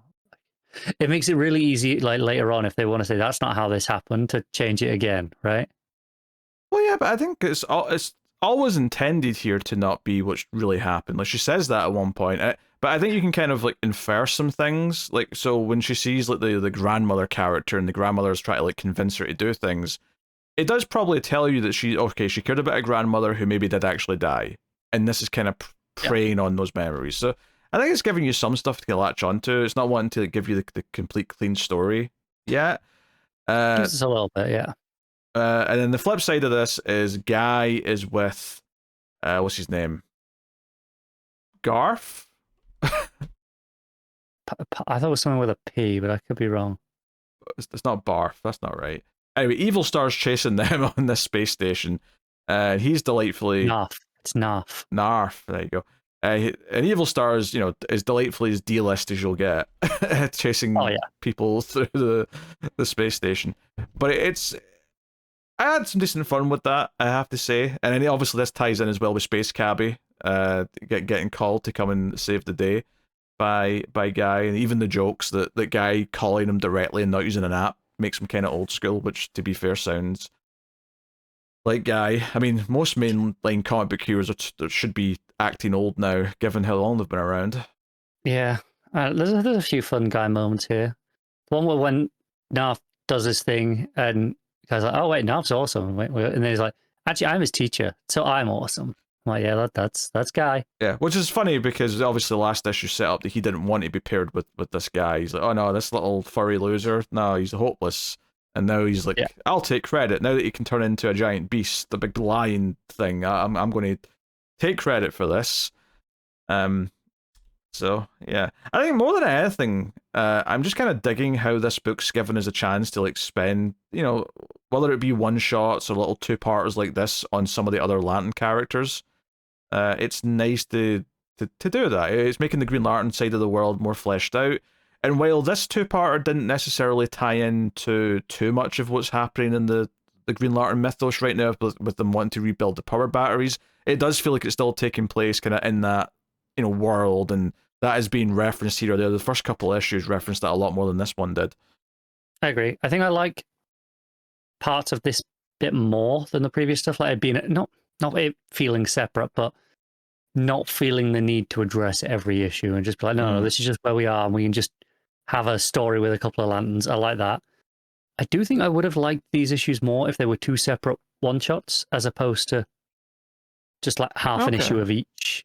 I think like just be like, hey, this is the Guy issue, and just have the guy and Narf doing their thing, and then the other one will be here's Simon, Kelly, and Ellie doing their thing. Like, I get that you know they're tied here because it's the same planet. You got Space Cabbie in both, things like that. But I don't know. I feel like just have them separate, especially when you've got different artists doing the different sections anyway. I feel like if they were just two separate issues, I feel like they'd have been a little bit stronger for me. Yeah, I do wonder if well, I think there's been two artists in a lot of the issues of this book so far, so it's maybe just like a stylistic choice of like, if we've got two groups of characters, we're going to keep doing that, which, you know, for better or worse, is something they've decided to do. It could be. This one has two writers as well, though, and I wonder if it is... It's all but two writers. Story, right, but I don't know how much of it is story and story on like ones of this, or if it's more script and like story. Yeah, I'm not sure. I mean, I assumed because Adams is like one of the two people that he is sort of guiding it because he's writing the main book, but the other writer's the one who's sort of putting in the more sort of minutiae work. That's what I thought was probably the case, especially with Hampton being the one getting the lead credit inside the book. Mm. I don't know about the cover. I don't know which one of them gets. Adams gets the lead cover credit, probably because a bigger name at this point. But inside it is credited as Hampton and Adams, which makes me feel like they're maybe doing more of the heavy lifting. Yeah, I think part of like giving all these other characters time to breathe a little bit is that it feels like, okay, it's building up Kelly a little bit, it's building up Narf a little bit. I've forgotten the name already, but the character from who was like acting out with the fear manifestations from issue 1 that kind of got recruited. I kind of liked, that was a cool introduction of a new character that can maybe be a recurring guest that kind of, you know, it feels like we're kind of building up a bit of more of a core again of like some interesting like side characters that, you know, might factor into things later, which I kind of dig. Hopefully they don't go too long before they go back to some of them, but I did really appreciate the setup of some of these characters so far. Yeah. No, I agree with that. On top of just, you know, being able to spend time with some of the ones we already know and like. I've been asking for a book like this, like just a Green Lantern core book for literal years at this point. Just you know, I don't want it to get too heavy into crossovers for a while. Ideally, just have your main Green Lantern book do its Green Lantern like main core story, and just have this doing side stories. And I get why they're mostly having Human Lanterns in it right now, because there's so goddamn many of them anyway. But I'd love this book to get to a point where we just follow every issue, just like a random lantern, or like, you know, we can have a rotating cast of different lanterns, but just they're mainly not even our Human Lanterns, but we've just got some of the other ones as well, just doing their own thing. Yeah, I mean, I think they're starting to add some more of the aliens to the roster here with characters like Narf. I think obviously I expected to tie in somewhat because they're definitely keeping it in continuity with the other book. You know, the thing that's going on is what they're also kind of dealing with, broadly speaking. But if they're getting to jump around the characters like this, and we're getting a little bit of, you know, because this was, you know, these characters, but before, I really liked the last two-parter, which was more about John, and like his like awkward stuff with Hawk Woman was quite good. So it's like, hey, they're all getting like turns and getting a little bit of growth out of it is quite nice. And the end of the issue, to your point about like what are we getting to with Kelly's backstory? Well, the ending is teasing like there's something there that she's keeping hidden, you know, because it's Ellie in her mind and this door's locked and she can't go in, and it's like, you know, what's behind that door? So it does feel like there's something to reveal there that they're building to. They're teasing here with this. So, plus we're doing a Mogo thing next issue. Long overdue, giving us a Mogo issue. Yeah, I mean, I doubt he's going to be the protagonist of the story. I mean, who knows? Maybe they'll do something weird and creative, but I think there's no reason why he can't be. Yeah. I think just the wording here at the end is a mission to Mogo makes me think other characters are going there. So that would be my guess. Yeah. As far as the art's concerned, I mean, I think the art in both stories is solid enough. They're pretty house style for the most part. I think the most fun element of it is probably Narf, just because he's the furry alien character with a lot of details. So it seems like there's a lot of fun animation that goes into kind of just presenting him, especially when he's like acting scared or when he's like gets determined. So like he's very expressive. So yeah, I think it's funny because I think that's the most out of the two. That's way more house style than the other one for me. Because the other one has like the really anime faces, especially on all the women. Like, all the girls that side of the story, they're proper anime girls. I suppose I can see it. Yeah, I'm looking at it. Like, the eyes, the faces. Like if you go to the page where they first go into Kelly's memory with the grandma on the hospital bed, and there's a big close up of her face with her tears, and it's so anime, like compared to the other one, which is very much like DC 2010s house style. Yeah, I mean, I can see it. It doesn't stick out as aggressively anime to me because it's not quite doing the pointy nose thing as much. Like, I mean, I'm not saying there's not like a pointiness to it in like a general sense, but it's not got the harsh point of what sticks out to me as anime immediately. Oh, yeah.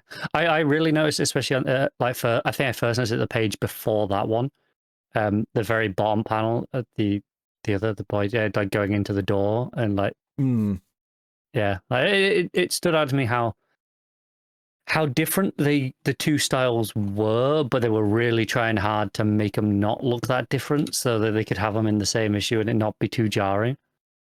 Like it felt like they really wanted them to be a lot more cohesive than they actually are. I think that's part why I was like, I'd have liked these as separate stories, like separate issues, because I feel like they could have actually like been a little bit more of their own art style each, as opposed to kind of trying to still feel like it's in the same issue and it's you're flipping back and forth with that being incredibly jarring. Yeah, I wonder if just structurally they thought about it and decided that either story maybe didn't feel like it moved at a nice pace on its own when they were split up, so jumping between them gave them both kind of just the right amount of just space, really. But all right, what are you giving Green Lantern Corps? I give it a 7. It's enjoyable. Yeah, I think I agree with that. 7 out of 10. Solid enough. Batman and Robin, issue 22, legacy number 88. Philip Kennedy Johnson writing with Javier Fernández and Carmine Giandomenico on the art. So, yes, Robin has still been taken by Memento, who may very well be that detective. Although my theory at this point, and it kind of heavily hints at it in this issue, and I said this last issue, I think, when I was talking to Matt about it, but I don't think that their old, mentor, the detective, I don't think he was Memento, but I think Memento took over his body after the result of that story.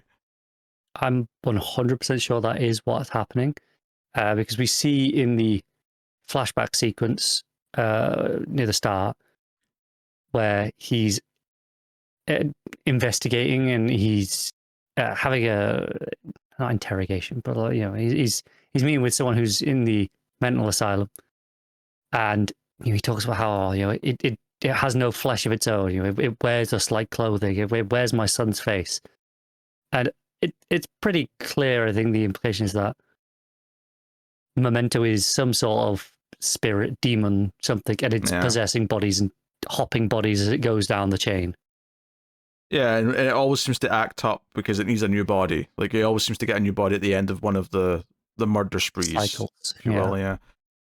Honestly, I mean, this has been such a fun arc. I think the art's been very moody and really worked. The Giandomenico stuff solid for the flashbacks, but it's just the moody present day stuff from Fernández that's hitting. The Giandomenico stuff in this issue is literally 3 pages, to the point where he's not even credited on the cover. It's such a small contribution to the overall page count. Obviously still deserves his internal credits. That's all there. Probably should have got a cover credit, but it's not. But I think there's more like just how little he is there. Yeah. It's not really his book, and that's fine. So the art's fine, it's good, but it's not important. If it is bad, it probably doesn't ruin the issue. Whereas Yeah. the Fernández stuff has to be excellent, and it is. Yeah, no, the Fernández art's been great throughout the whole thing. There's been so much mood, so much atmosphere to everything. The one critique really that I've had, and I've said it on a number of issues at this point, is Batman's just absolute stubbornness to refuse to accept that there's anything supernatural to do with Memento, and it's especially annoying in this issue because he goes to see Etrigan. Yeah, there was a point in the previous issue where they talked about a demon with an unusual cadence. I'm like, oh, so Etrigan then. So Etrigan's evolved. So it is supernatural. Well, I mean, if we're calling DC Universe's demons supernatural, which is, I guess, up for debate, right? Because they are physical things that do exist. That's like a proven fact. But if we count them as supernatural... Yeah, I mean, I would say they're supernatural, even if you're... Like, really all I'm meaning with supernatural is the idea that they come from... Like, a magical place. Yeah, demons, hell, ghosts, whatever. Right. Again, this has definitely been spoken about on this arc already. Batman believes in this stuff because it's not a matter of belief, it's fact. He knows He's dealt with it multiple times. And when they're mentioning Etrigan, not by name, but very clearly Etrigan in the previous issues, and Batman just goes, yeah, Etrigan, okay, I know who this is. Let's go and talk to him. And we get to that point here, but it is frustrating. Like, just go straight to it. Yeah, so Lautrec brings up that Damien said something about like a demon that speaks in verse or whatever the line was, and Batman immediately goes, yeah, I know who that is. And I'm like, so you immediately thought of Etrigan, your demonic ally that you've worked with before, you clearly know who he is, which we knew you knew who he is, but you're bringing it up in the arc now, so we're staring it in the face. And so there's no question of, are they retconning Batman's history for some reason? Like that's not what's happening here. Yes, he's just refusing. And I guess you could maybe try and explain it away as like, because Memento was this case that he encountered before he became Batman, and it's such a formative like experience for him that he's refusing to accept that it wasn't just some serial killer that had like a solution. Maybe that's where the stubbornness is coming from. But it does just feel weird the way he discounts any possible supernatural or, spiritual elements. So strange, because I feel like a lot of versions of modern Batman, when he's doing the training pre-Batman stuff, have him encounter magic, supernatural elements, usually with the Zatanna link now is kind of brought in, and you go through the Zatara stuff. So if he does usually have this early encounters with the supernatural anyway, I don't really see why this particular case, just because it's pre-Batman, would have that fixation of, it can't possibly be anything to do with that. Yeah. Just the idea that Batman doesn't take formative experiences and learn, that's annoying. Yeah, it's the one weird thing about this story that just feels a little off.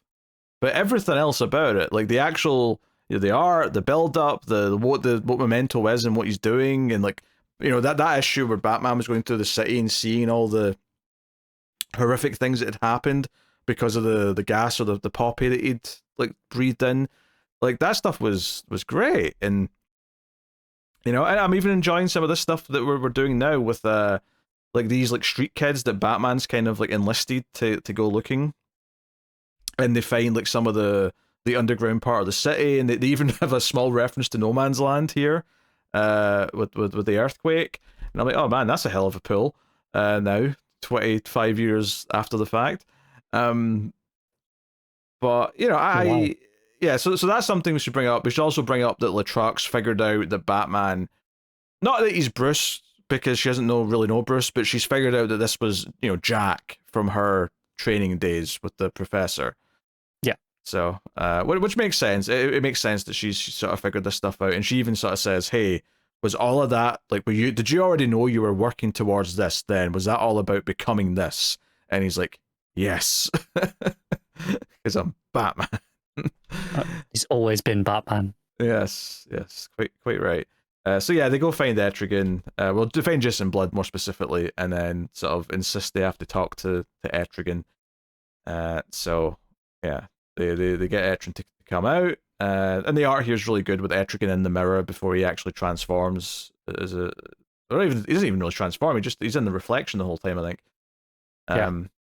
Until later anyway, where they're sort of basically he's like showing Batman like some of the early crime scene stuff.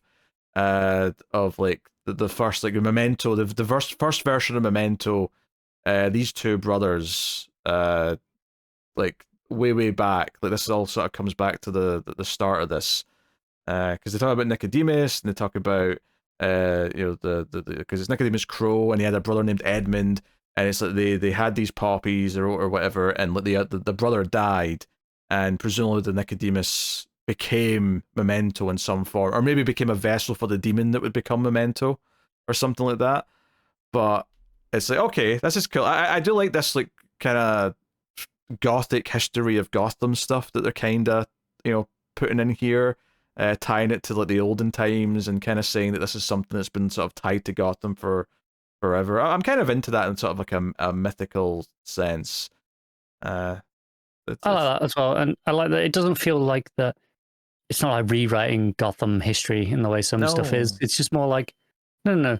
This started in Gotham and it's connected to Gotham here, but it could have happened anywhere. And like, it's not exclusive to Gotham, as we've seen. It's happened in a lot of other cities. Yeah. So yeah, we go back to those kids who are, searching around. They find some blood, and Memento comes jumping out at them, and that's basically the cliffhanger at the end of the issue. So yeah, these kids are in danger, and maybe this is more kids that Batman will blame himself for putting in trouble because he's kind of sent them off and they've found the killer. I suspect they'll end up being okay, but you never know. Maybe Johnson's got some nasty things planned before we're done. Maybe. There's a lot in this issue about how he's kind of a terrible person for putting Damian at risk already, right? And we know Damian's pretty capable. Lautrec's very critical of where he's put Damian, yeah. Quite fairly, to be fair.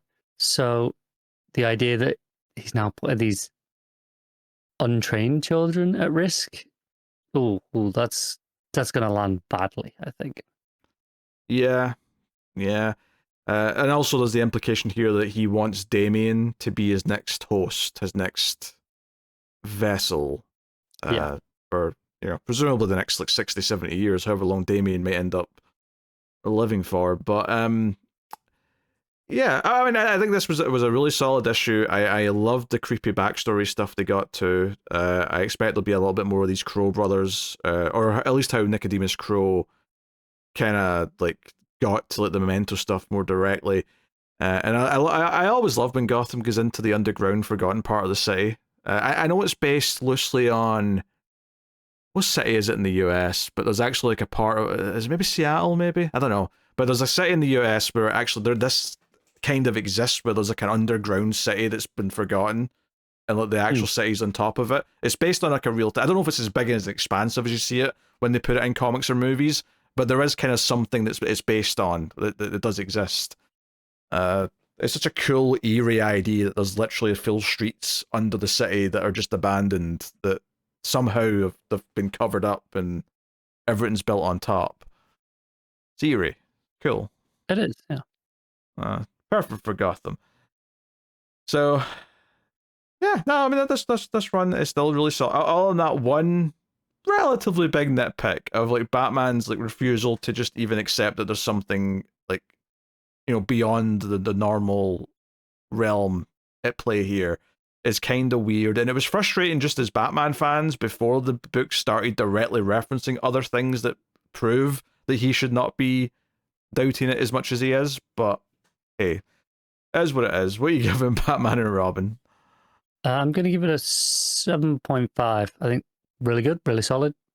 Probably it's just a little straightforward at this point in the arc, but I'm looking forward to getting the conclusion coming up soon. Yeah, I think I'm leaning towards the 8. Mainly, I love the stuff with the kids. I love the conversation between Batman and Lautrec. I love the backstory stuff. I guess the only real critique, other than my one Batman character complaint, is that it. I wouldn't say it has like a great structure that made it feel like it all came together in a satisfying way. It feels like there's a lot of important things happening in this issue, but it's just kind of like a assembly of different things that need to happen, as opposed to something that feels coherent together as a piece. So there's no driving narrative force structurally for this issue. It just stuff happens. I think when you're reading this in the collection and in the trade or whatever, it'll just completely flow nicely in the middle of the story without even a moment's thought. But as like an individual chapter, as a monthly release, it does feel a little bit like that to me. So yeah, I think that's why I didn't really go for the 8. That's why it ends up being the 7.5. Just things like that. All right, there you go. That is cool. All right. Trinity, Daughter of Wonder Woman, issue 1. Tom King writing with Belén Ortega on the art. And the good news is that since Connor isn't doing this book, that if the fire alarm in the hall that keeps going off, we've had to pause several times at this point, and we had to pause the recording every time. Now he can just leave and go do it, because I'm the one talking about this book. So you're stuck with me, potentially, and not a lot of him for the next 5-10 minutes. So yeah, this was an interesting one to go into, because this is the backup team from Wonder Woman. Back in the early issues of Tom King's run, he was doing these backups with Belén Ortega, and it was all the young Lizzie stuff where she was being babysat by by Damien and John. And this does some weird stuff with that, actually, where it kind of goes away from them in this issue, and focuses mainly on young Lizzie and teenage Lizzie and young adult Lizzie. Weirdly, where teenage Lizzie's time traveled back in time, and the knock-on effect of it is that it's turned Superman, Batman, Damien, John, and maybe one or two others into corgis. So this issue is called Crisis on Infinite Corgis. And I love that Connor came back just in time to hear that. What the hell am I doing here? So Lizzie and her two older versions of herself they've went back in time to during Crisis on Infinite Earths, and a big part of the start of the issue is that she runs into Pariah, who's like monologuing about the endless screams of dying worlds and whatever Pariah goes on about, and she's like, "Hey, have you seen the super corgi that came through here? I'm trying to look for this dog," and he's like, "What does it matter, child? Everything's ending," and he mentions his name, and she keeps calling him Mr. Piranha, which was getting a chuckle out of me. And it's especially funny at the end, because when he's trying to beg her to take him with her, he calls himself Piranha, and she corrects him and goes, "It's Pariah," and leaves. So it's a funny book. There's still a lot of comedy here. I mean, at one point, the one page we do get of Damien and John before the main plot kicks off, when we cut to them, is we get like them arguing, and Damien is arguing that Batman would beat Superman in a fight, typical fanboy stuff, but he also criticizes John's existence, and John starts saying how, wait, no, I'm from the complicated merging of two realities, and he starts sort of defending his own continuity. It's a little on the nose, but it's amusing enough. So yeah, the plot of the issue is that there's time traveling Lizzies from the future, so we've got 3 ages of Lizzie, and it's kind of funny seeing young Lizzie look up to teenage Lizzie and go, "Oh, I'm kind of badass when I'm growing up. This is kind of great." And then you've got the slightly older, like young adult Lizzie looking down on both of them and being like very judgmental of how reckless they're being and so on. So there's some interesting stuff there. Ultimately, it's a fun read. But the concern I had going into this is that those backups were fun as short backups, but I wasn't sure how good they would feel as like full issues. And obviously this does some crazy plot ideas for sure. And there is a kind of an interesting cliffhanger, which maybe says we're going to do some interesting stuff. Because Lizzie does bring up a couple of times throughout the issue that she doesn't know her father, and she kind of misses him, despite never meeting him. She's a statue of him at one point in the future when they see the others. She's also quite delighted, by the way, when everyone turns into a corgi at one point. So we get like Bat corgi, super corgi, then we get like Bat puppy corgi, super puppy corgi. I'm going to assume the other super corgi is maybe Kara or maybe another Superboy. It doesn't really matter. Yeah, it's full of funny little bits. And the one main thing that it does that it sets up is that there's like a bit of a tease early on that someone's come to see the fates. The three women who control the threads of existence or time or whatever their lore is. You're sure you know who they are more than I do, Connor. But it's Steve Trevor in the afterlife or wherever we technically are for this stuff. Saying that he needs to see his daughter, and he's tied them up. So it seems like this story, outside of the comedy stuff, is going to be about Lizzie getting a chance to meet Steve and like have some interaction with him because she's never met him. So I could see it being kind of touching in some ways, and I do think, given as the three different versions of Lizzie from different parts of her life, like having conflict is teaching us a lot about who she is. So she's feeling like quite a fully formed character. But I wouldn't rate it too highly either, just because it does feel like kind of a fun, silly side story, as opposed to something that feels like.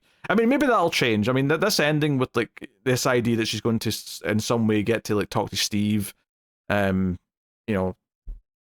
somehow. Like I do think that's potentially something that might have some weight to it, if and when we get to it. But the story with the Corgis is funny, and her interacting with Pariah is often very funny, and the art there from Ortega, which, depending on your taste, you may not always like her art, but she's great with the facial expressions, and probably my favorite moment in the art is when she corrects Pariah when he actually calls himself Piranha, and the look on her face, like the kind of like almost like cartoon, like imagine Dexter from Dexter's Lab looking kind of like, I don't know, what's the word I'm looking for? Like really judgy at someone as she says pariah and throws it back in his face is really funny, and the art makes it 5 times as funny as it would be if it was just a speech bubble saying pariah. The art sells the joke. So, yeah. So it still remains to be seen how I'm going to feel about this as a mini series once it gets into the story a bit more deep.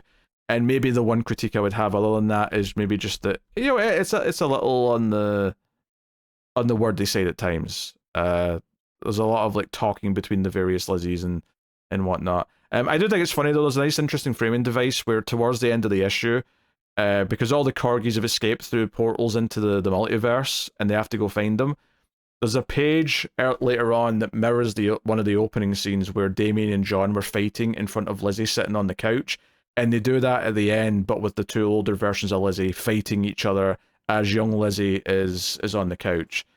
But yeah, so the art's good. I think Ortega does a good job with the art.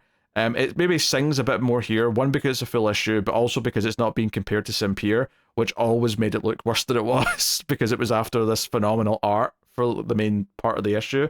Here, it gets to sort of be on its own and sort of have its own strengths and weaknesses, and the weaknesses are few and far between, it's fair to say. It's very detailed, and the character expressions are on point and actively make the book funnier. That said, I think I'm probably going to go with like a straight 7 for this, as it stands. I'm just kind of waiting to see if it ever feels like it's beyond just a sort of funny, and a genuinely funny, but just a funny kind of side book that's maybe, that doesn't feel as important yet. But depending on what they do with this whole getting to speak to her father thing, it could feel a bit more important down the line. So that's how I'm feeling about it just now. So we can move on. Hopefully Connor's fire alarm troubles are dwindling. Batman Dark Patterns issue 7. Dan Waters writing with Hayden Sherman on the art. So it's a new arc. Yes, it is. New arc, new artist. Wasn't Sherman on this book before at some point? I don't know. I thought it had been changing different arcs, hasn't it? I don't know if it was. Wasn't Sherman just on this before? Maybe I'm misremembering. Because I didn't change the name. Like, I had Sherman written down for the last issue, and I checked it for this one. Sherman was on the last. Sherman wasn't on the first arc then. Okay, but he's carried over from the last one. So yeah, must have been. Yeah. So no, we're sticking with Sherman. The book's still very good. I'll just say that up front. I have, like I mean, I don't know, like where we're going. Like, I don't know if this arc has quite the hook to it that both, like the Hurt Man or whatever he was called, and then like the building stuff with Scarface did. I think both of those, by the end of the first issues, had great big hooks that were like, oh my god, this is like super fun idea for an arc.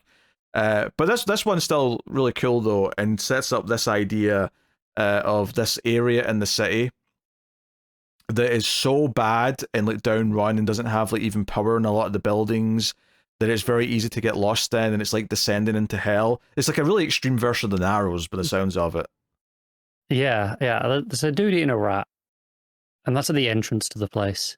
Yes, and I love how at the end of the scene he's talking to Batman and he says, "And no," and Batman's like, "What do you mean no?" He's like, "I saw you looking at my rat.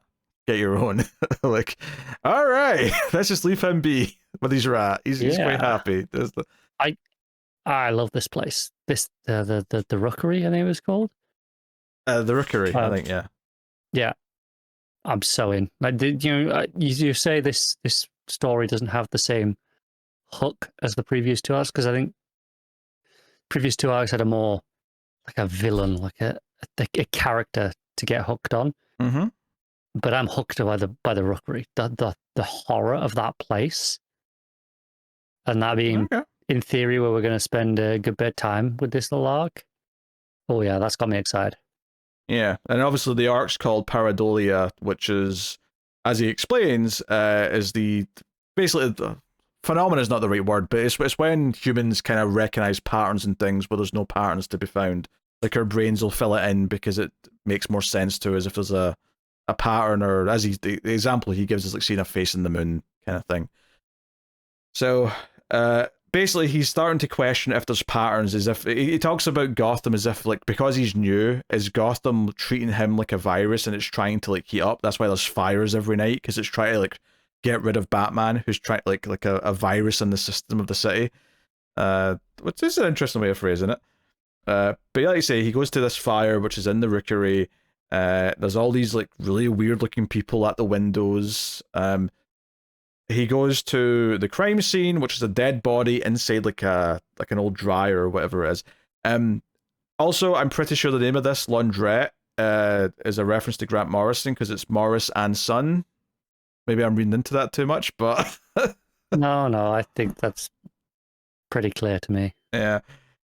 So they go back to one of our recurring characters, which is this this dude, the coroner. I'm just laughing because Connor had to go up to go deal with this fire alarm again. But yeah, he is examining the body, and he talks about how the intense heat is like forced it to kind of contract, the muscles kind of move in a certain way, and they end up with this kind of pose where the arms are in front of the face, and almost like a fetal position kind of thing.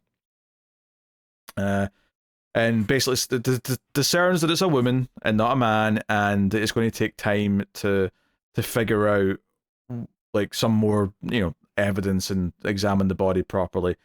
So we've got that, and then the other part of it here is that when Bruce wakes up back at the house, Alfred hears about some of what he's talking about with the case, and says, "Oh wait, I think I recognize something here," and he gets him to go to the library, and Alfred whips out a book called Old Gangs of Gotham, and talks about how that part of the city was like the kind of the hub of the Irish mob in the Depression, and they were trying to do various things, and they never quite got as prominent as the Italian mobs in Gotham, but it leads to these murders and like making examples of people. And because of the way they killed people, where their faces would like completely like go all red and bloody and bruised and whatnot, they earned the name the Red Hoods. And Bruce says, "But I've already dealt with the Red Hoods." He's like, "Well, yeah, you've dealt with a group that took that name because they're trying to like, use the old history of Gotham, but this is the original Red Hoods. This is how this is where the name came from. Is this mob who were torturing people and whatnot." And I'm like, okay, we're doing some more Gotham history stuff. I don't hate it. Yeah, I'm into it. I like as well, there's this moment here where he picks up the cup, the glass of water, whatever it is, and there's the water stain left over on the table, and he stares at it and he's like, no. pareidolia. I'm like, what? And I'm looking back at it because like, it focuses on it for like 2 panels. I'm like, it's a smiley face. He's thinking of the Joker with a red hood. Yeah. He's like, I'm seeing patterns where there are none, but like that's what he's thinking. And who knows? Maybe like whoever's doing this in this rookery is the Joker. This could be leading to a Joker story. We don't actually know. It's possible. Like, it feels unlikely right now. It doesn't feel like Joker's MO, but also, I don't know, could be. I mean, it wouldn't surprise me if he was doing this to people. Yeah. It wouldn't actually be that shocking to me. Joker does weird things. That's kind of his whole shtick. Yeah, in fact, when Batman goes back to the rookery, he intercepts this guy who's going to kill a woman, and he puts on a mask, and he's into the alleyway, and he's like, "Okay, lady, time to die for Satan." And I'm like, "Whoa, we're doing Satan worshippers, all right." And Batman intervenes. I love this place. Yeah, well, this is actually, I think, just outside the rookery. I think he mentions. Because I think it is, but I assume this guy's from the rookery and like. No, I don't think he is, because he chases him and the guy just stops at the edge of the rookery, almost like he's too scared to go in. It's like a force field almost, not a literal force field, but like he's so scared of getting into the rookery. He's like, oh no, I won't go in there. And I think this is like, Waters telling us that this Satan worshipper thinks the rookery's too unhinged. He doesn't want to go in. So I know something interesting about that. I love here as well. There's like one of the panels as he's being chased is this guy looking down into a puddle of his own reflection. I thought that was an inspired touch in the sequencing.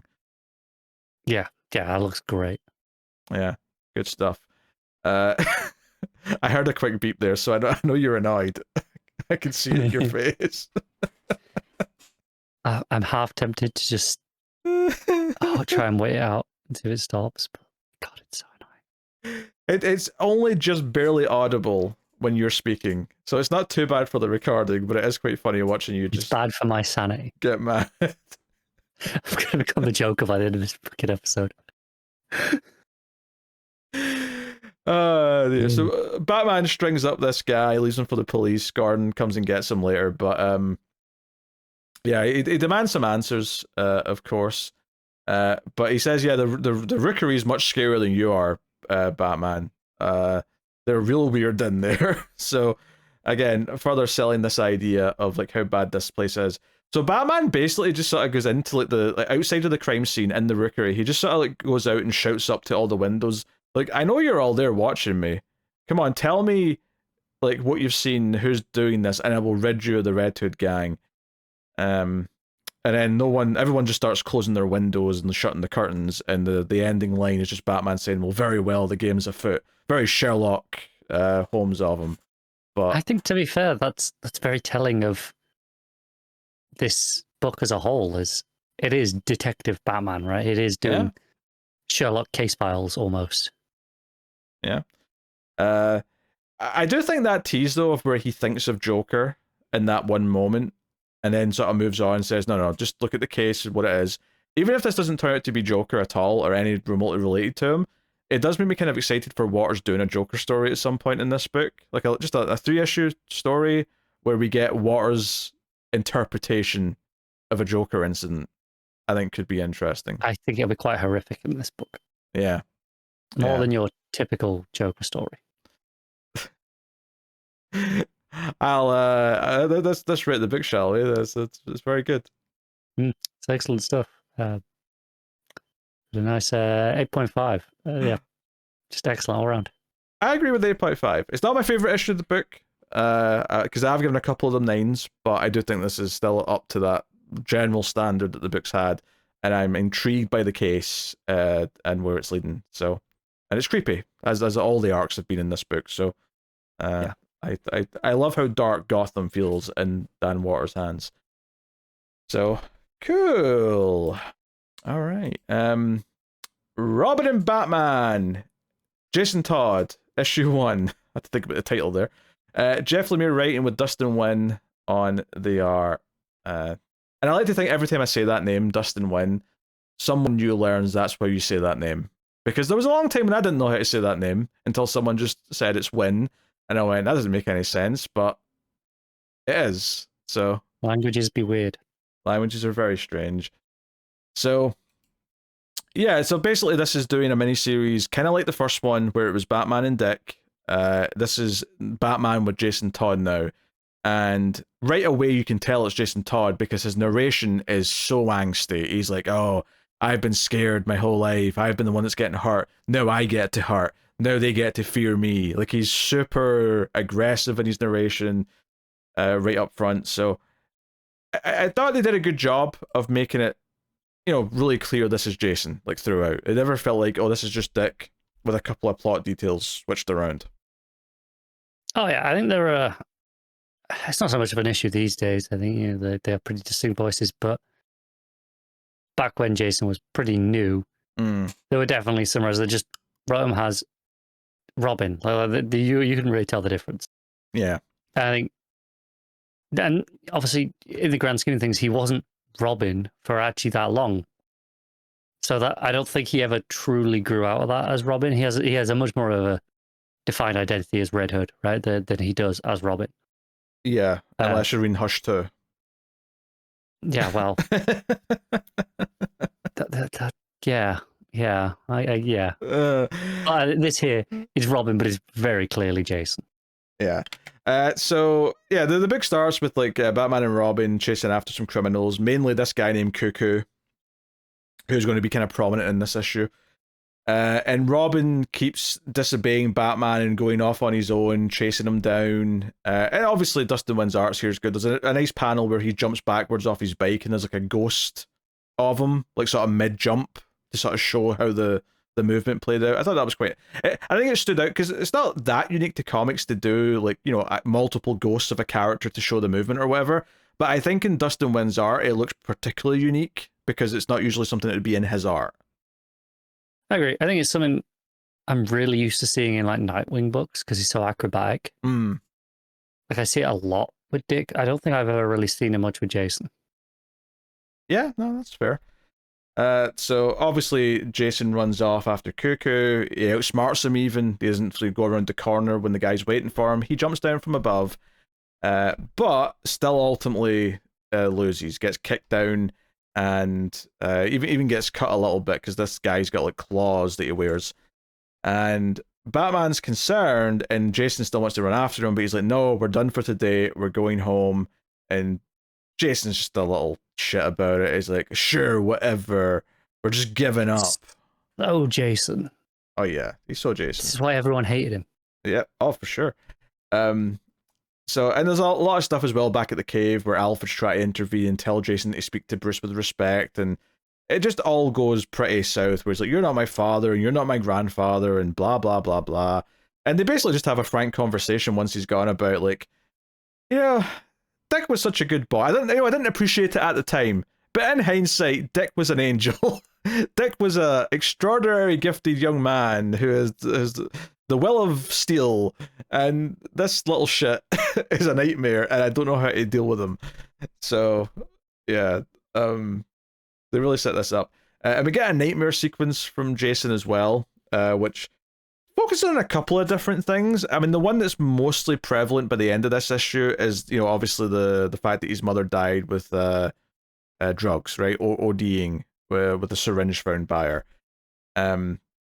But we also get like almost like you've seen like some sort of weird like prophetic vision of the future because Red Hood is like holding a gun up against him.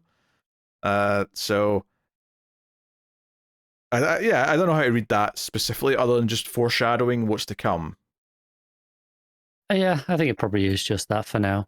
Yeah. But it's a creepy dream, and that's okay. Yeah. Yeah, I guess. So Batman gives him another chance to go after this Cuckoo who's shown up at a bar. But the big cliffhanger to the end of the issue is that it looks like Jason might lose control and kill him because when he finds Cuckoo, he's shooting up with a syringe, which makes him think of his mother and makes him kind of hesitate. And we cut back to Batman, and when he runs up to the scene of the crime, and we get Batman's reaction, he looks shocked, and it looks like Jason's beat him to death. Like this guy's lying on the ground, and there's just blood coming from him. But very quickly, he's like, "I didn't do it. Because Batman thinks he did this, and he's like, "I didn't do it." And quite quickly, it appears to be a bullet hole, and the cliffhanger is this character up on a roof with a sniper rifle. who, if that's meant to be someone I'm supposed to know, I don't recognize them. No, I don't either. It's just like a white shroud with eye holes, and I don't know. It's to do with a rifle. Yeah, I was going to say silver, but I mean, given how like the other whites look, it might just be white in this art style. Yeah, it looked white to me, but I don't know. It looked like it was a similar color to like the fog right behind them. Yeah, no, that's fair. Yeah, and honestly, we went through that quite quick plot-wise, despite the fact that it's a double-sized book. But that's actually a testament to how good the pacing is in this, honestly. I felt like this read very nicely, despite the fact that it's 40-plus pages long. Yeah, it's fairly dialogue light. There's like a lot of pages where you just have like 1 or 2 dialogue boxes over like 5 or 6 panels. And it's just really, really lets the action just flow through the art, and it just flies through. Yeah, and the art's good. Obviously, it's very different to, Dustin Nguyen's art's very unique. Of course, it's got that watercolor look to it, which, you wouldn't necessarily want in all Batman books, but it is definitely an interesting thing to have here. And given that these books are Robin and Batman, and it's kind of coming from the kid's perspective, the idea of it having more of a, I don't know, like a very different perspective, like, and this almost dreamlike quality, like through the eyes of a child, actually kind of makes sense, like thematically, I would say. I agree. I think it's also quite funny to me that between this so far and the previous book in this series, being some of, in my opinion at least, Lemire's best superhero work. Mm. And I've said multiple times, I think his best work is when he does his own art. I think it's quite funny that Nguyen's art is stylistically closer to Lemire's art than anything else that DC publishes. I think so. It's just quite a really natural pairing, I think, for them both. Yeah, I wonder if it's just. I wonder if part of it is because it is similar enough in tone, more so than style, even, but tone.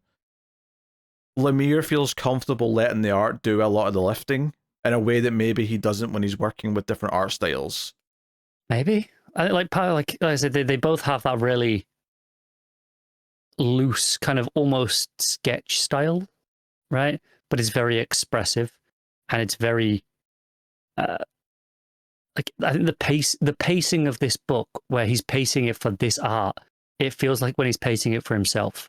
Maybe because he knows Nguyen can draw pretty much what he would do himself, like stylistically, like it would match. It's not like a hyper detailed action sequence. It's all about the emotion and the pace, which is kind of what his stuff is. Yeah. So it just feels like a really natural match when he's writing for it. I think it flows so well.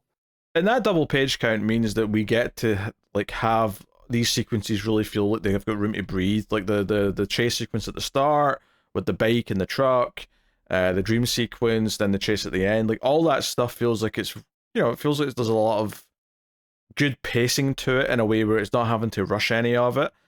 And I think that's, it's just where it's taking advantage of its page count. So it's not like he's doing double the amount of plot for the issue, but he's using the pages to make each of the sequences feel like they're kind of big in their own right.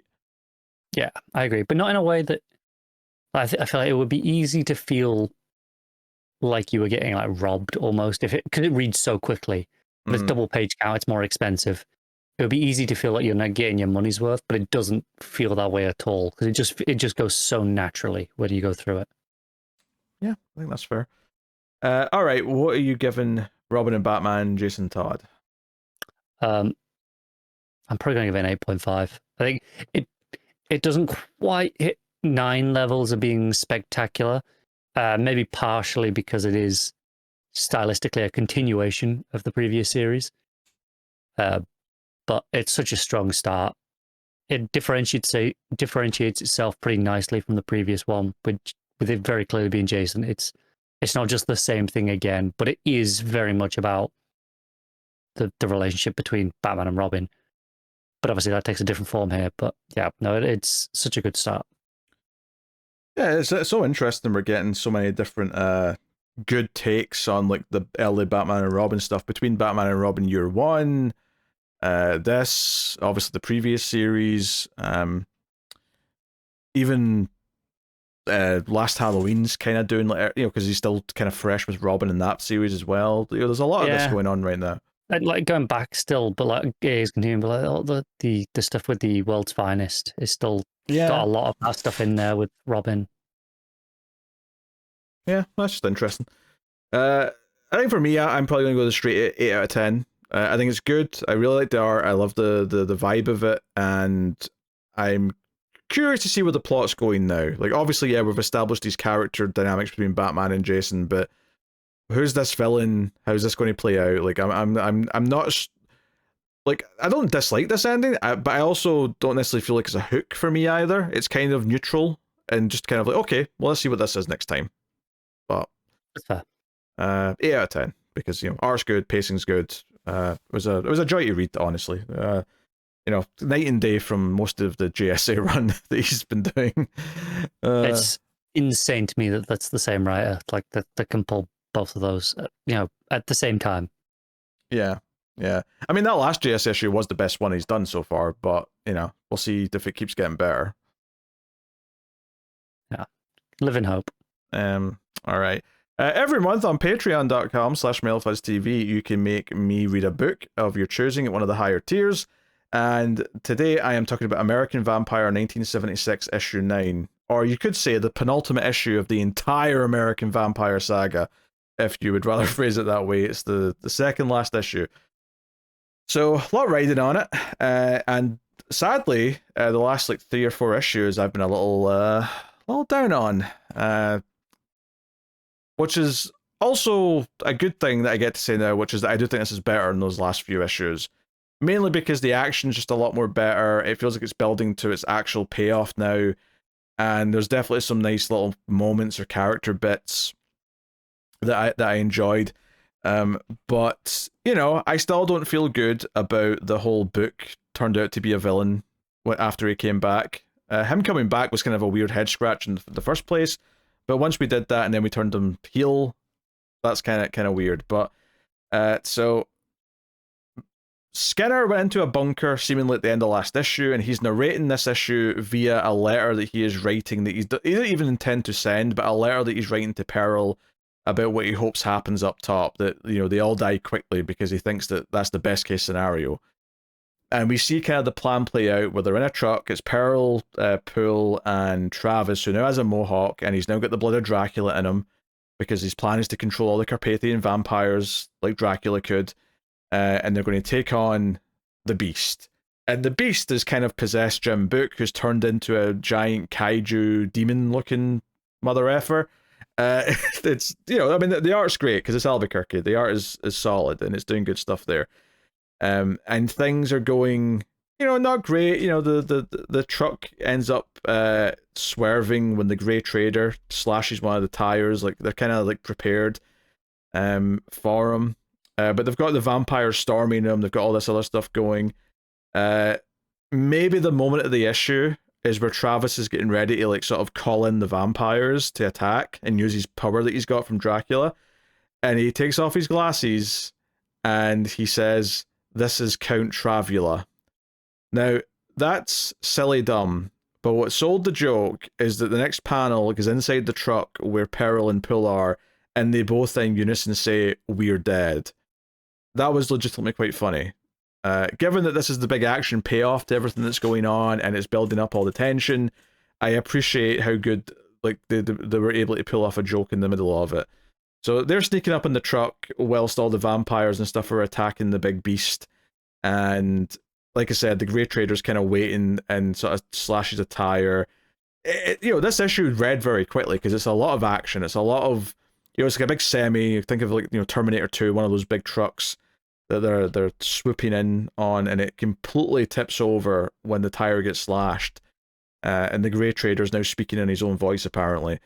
But all of this is building up to the heroic moment where it reveals the bomb that was in the truck, which the Grey Trader now can't find. He's like, "Where's the bomb?"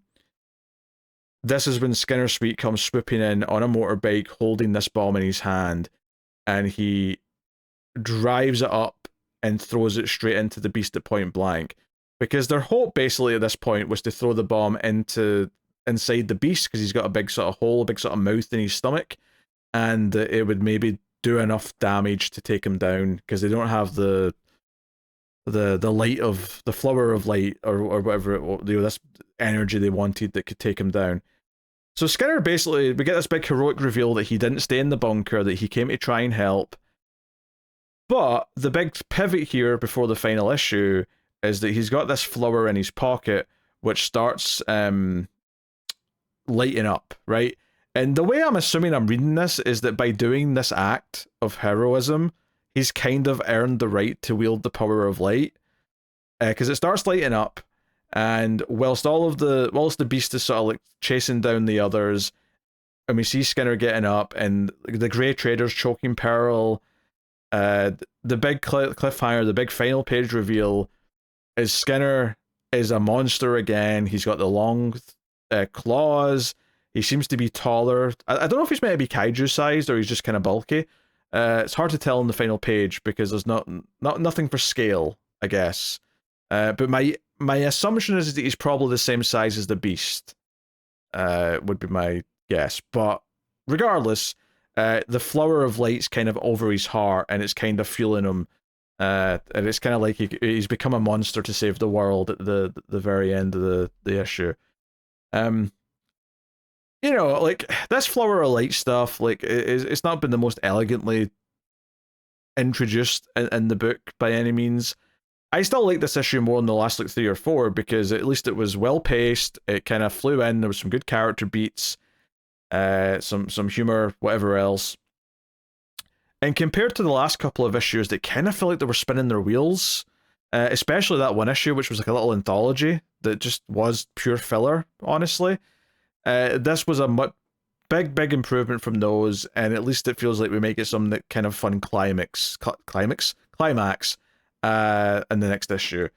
But it is pretty clear, though, that this book, American Vampire as a whole, you know, it was never quite as good again after it came back for Second Cycle.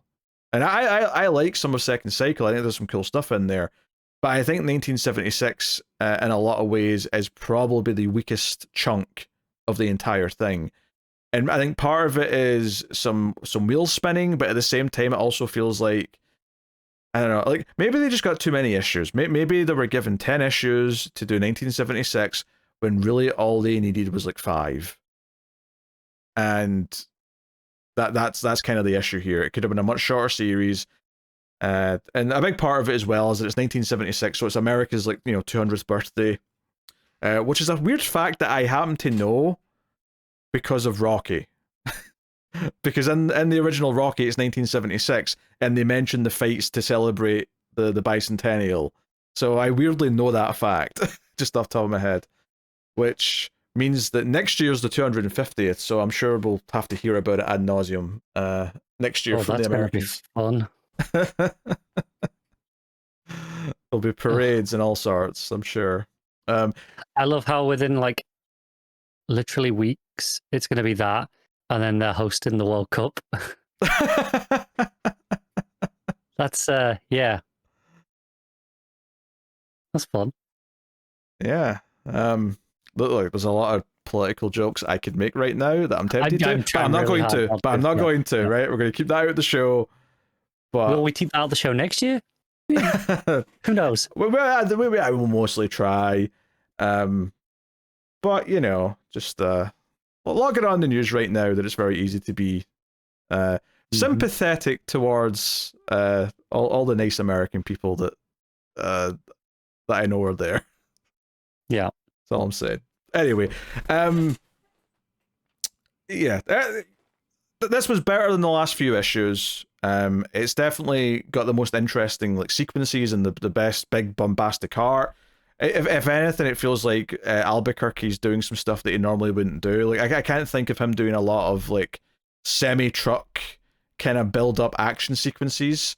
Because at one point when they're driving the truck down, it's like hitting some of the foot soldiers for the Beast, and, like, they're hanging out the sides of the truck and slashing them with their claws, and it's just a really fun panel.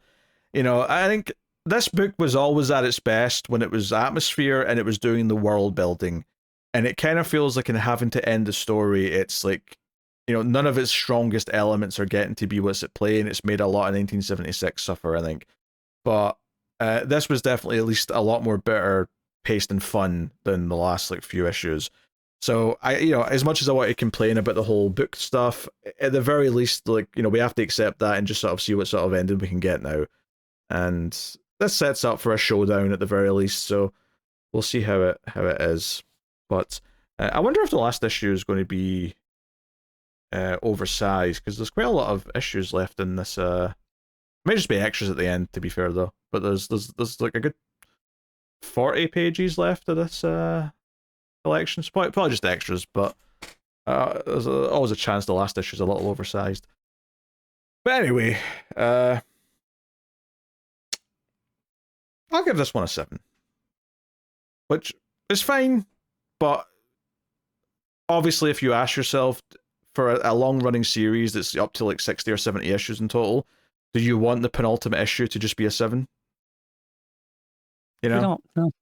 In the middle, a 7's fine, but the penultimate issue, that's also a little bit of a shame. So, hey, we'll see how American Vampire wraps up in about a month's time. So, that'll take us on to the final part of the show. Where we'd pick our favourite stuff of the week, favourite panel/moment, favourite cover, favourite art, and of course, top 5 books. So, Connor, what was your panel/moment of the week? I'm gonna go with the fight sequence from the end of Absolute Batman. I think that, especially the page where there's the panel where he gets punched out and it just says "boom" in the background. That really stood out to me. Cool. What am I picking then? Let's see. I mean, Absolute Batman had a few sequences that I quite liked. Batman and Robin had a couple of cool, creepy ones. I think for me, it probably has to be the end of Dark Patterns. It has to be Batman asking for help from the civilians and them all just closing the curtains and stuff. It's like, oh, he has got no help here. Like the people here are either they're just too deranged or they're too scared of whatever's causing this. If it is indeed the Red Hood gang, they're too scared of that. Either way, it builds some interesting tension and atmosphere. So I gotta go with that. Cover of the week. I have not had the chance to look at any of them. So have you got some at the ready? Yeah, I'll be honest. There's not a lot of covers grabbing me this week. Okay. I think it's a little bit slim pickings. Some honorable mentions. I think there's 2 covers for Absolute Batman. I realize one's the Dustin Nguyen. Is the other the Turso Cons one? It is. I do like that one as well. And the Dark Patterns, the regular cover is really solid. Oh, I think I know what my pick is, actually. I think I've seen my pick. But I think I'm going to go with the Supergirl cover, and it's the Homer one.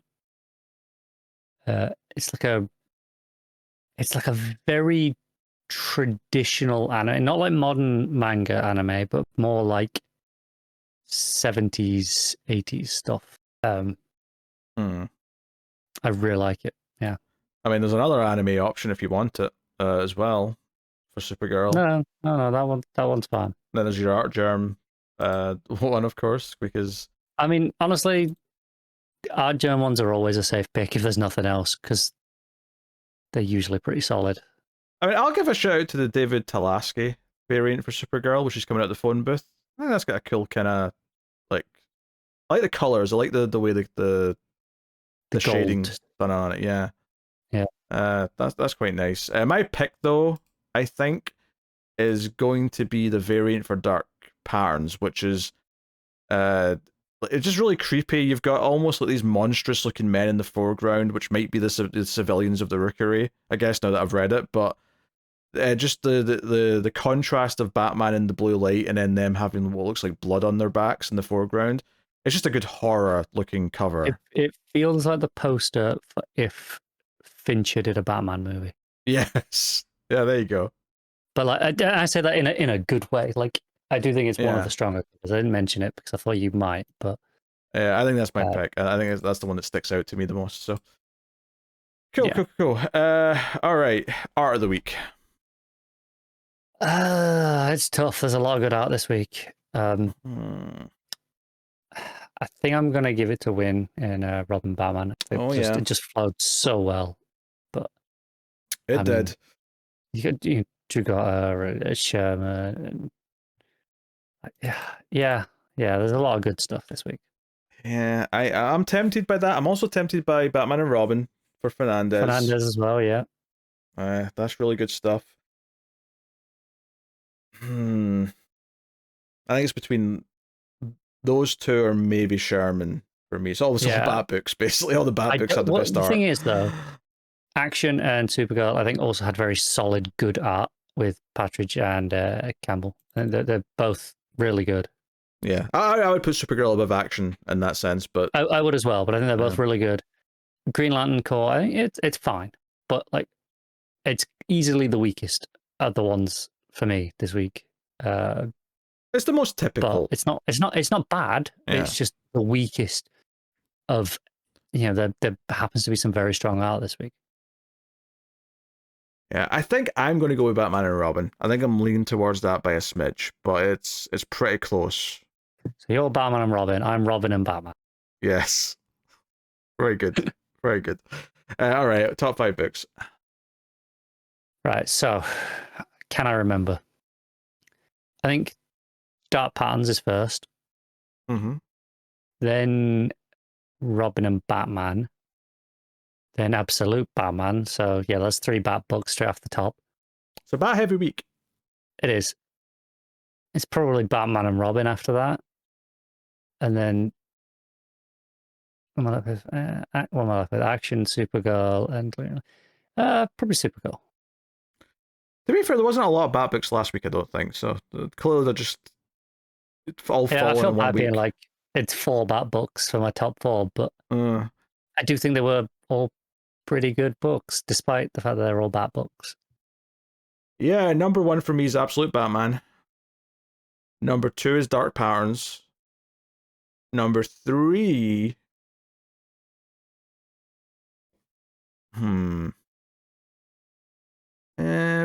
Probably Robin and Batman. 4 Batman and Robin. 5 Supergirl. So yeah, the back chunk was kind of similar.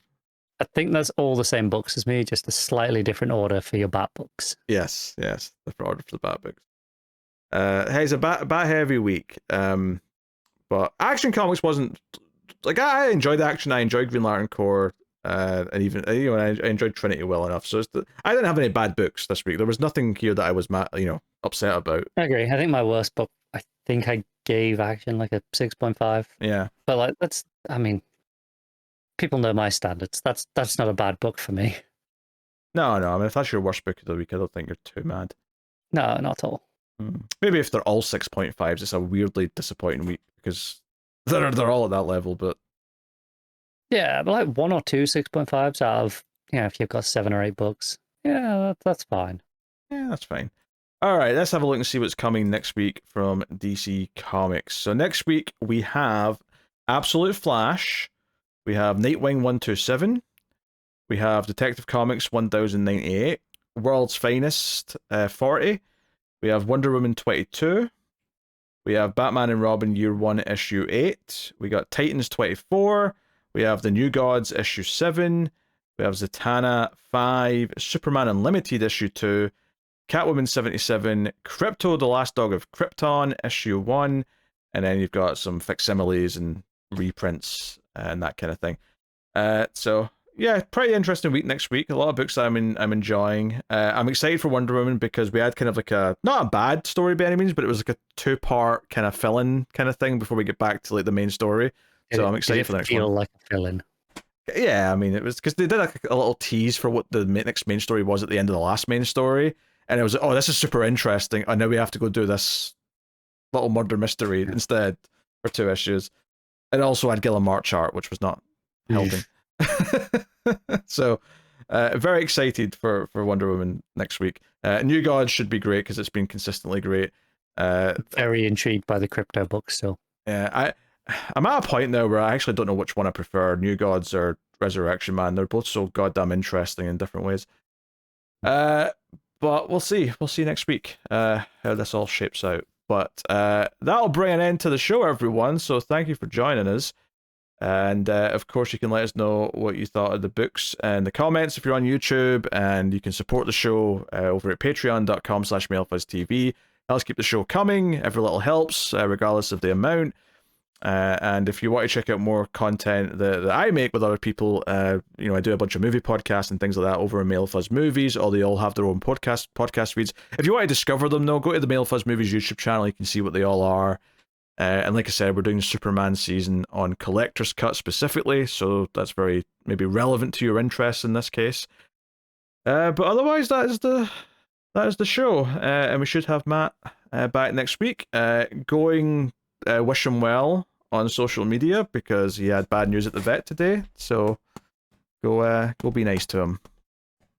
And as someone who had bad news at the vet back at the start of the year, I understand exactly what he's going through today. So it does suck very much. But that is the show, everyone. That has been Comics from the Multiverse. We'll see you again next time. Keep reading DC Comics, and remember to never get lost in the Speed Force.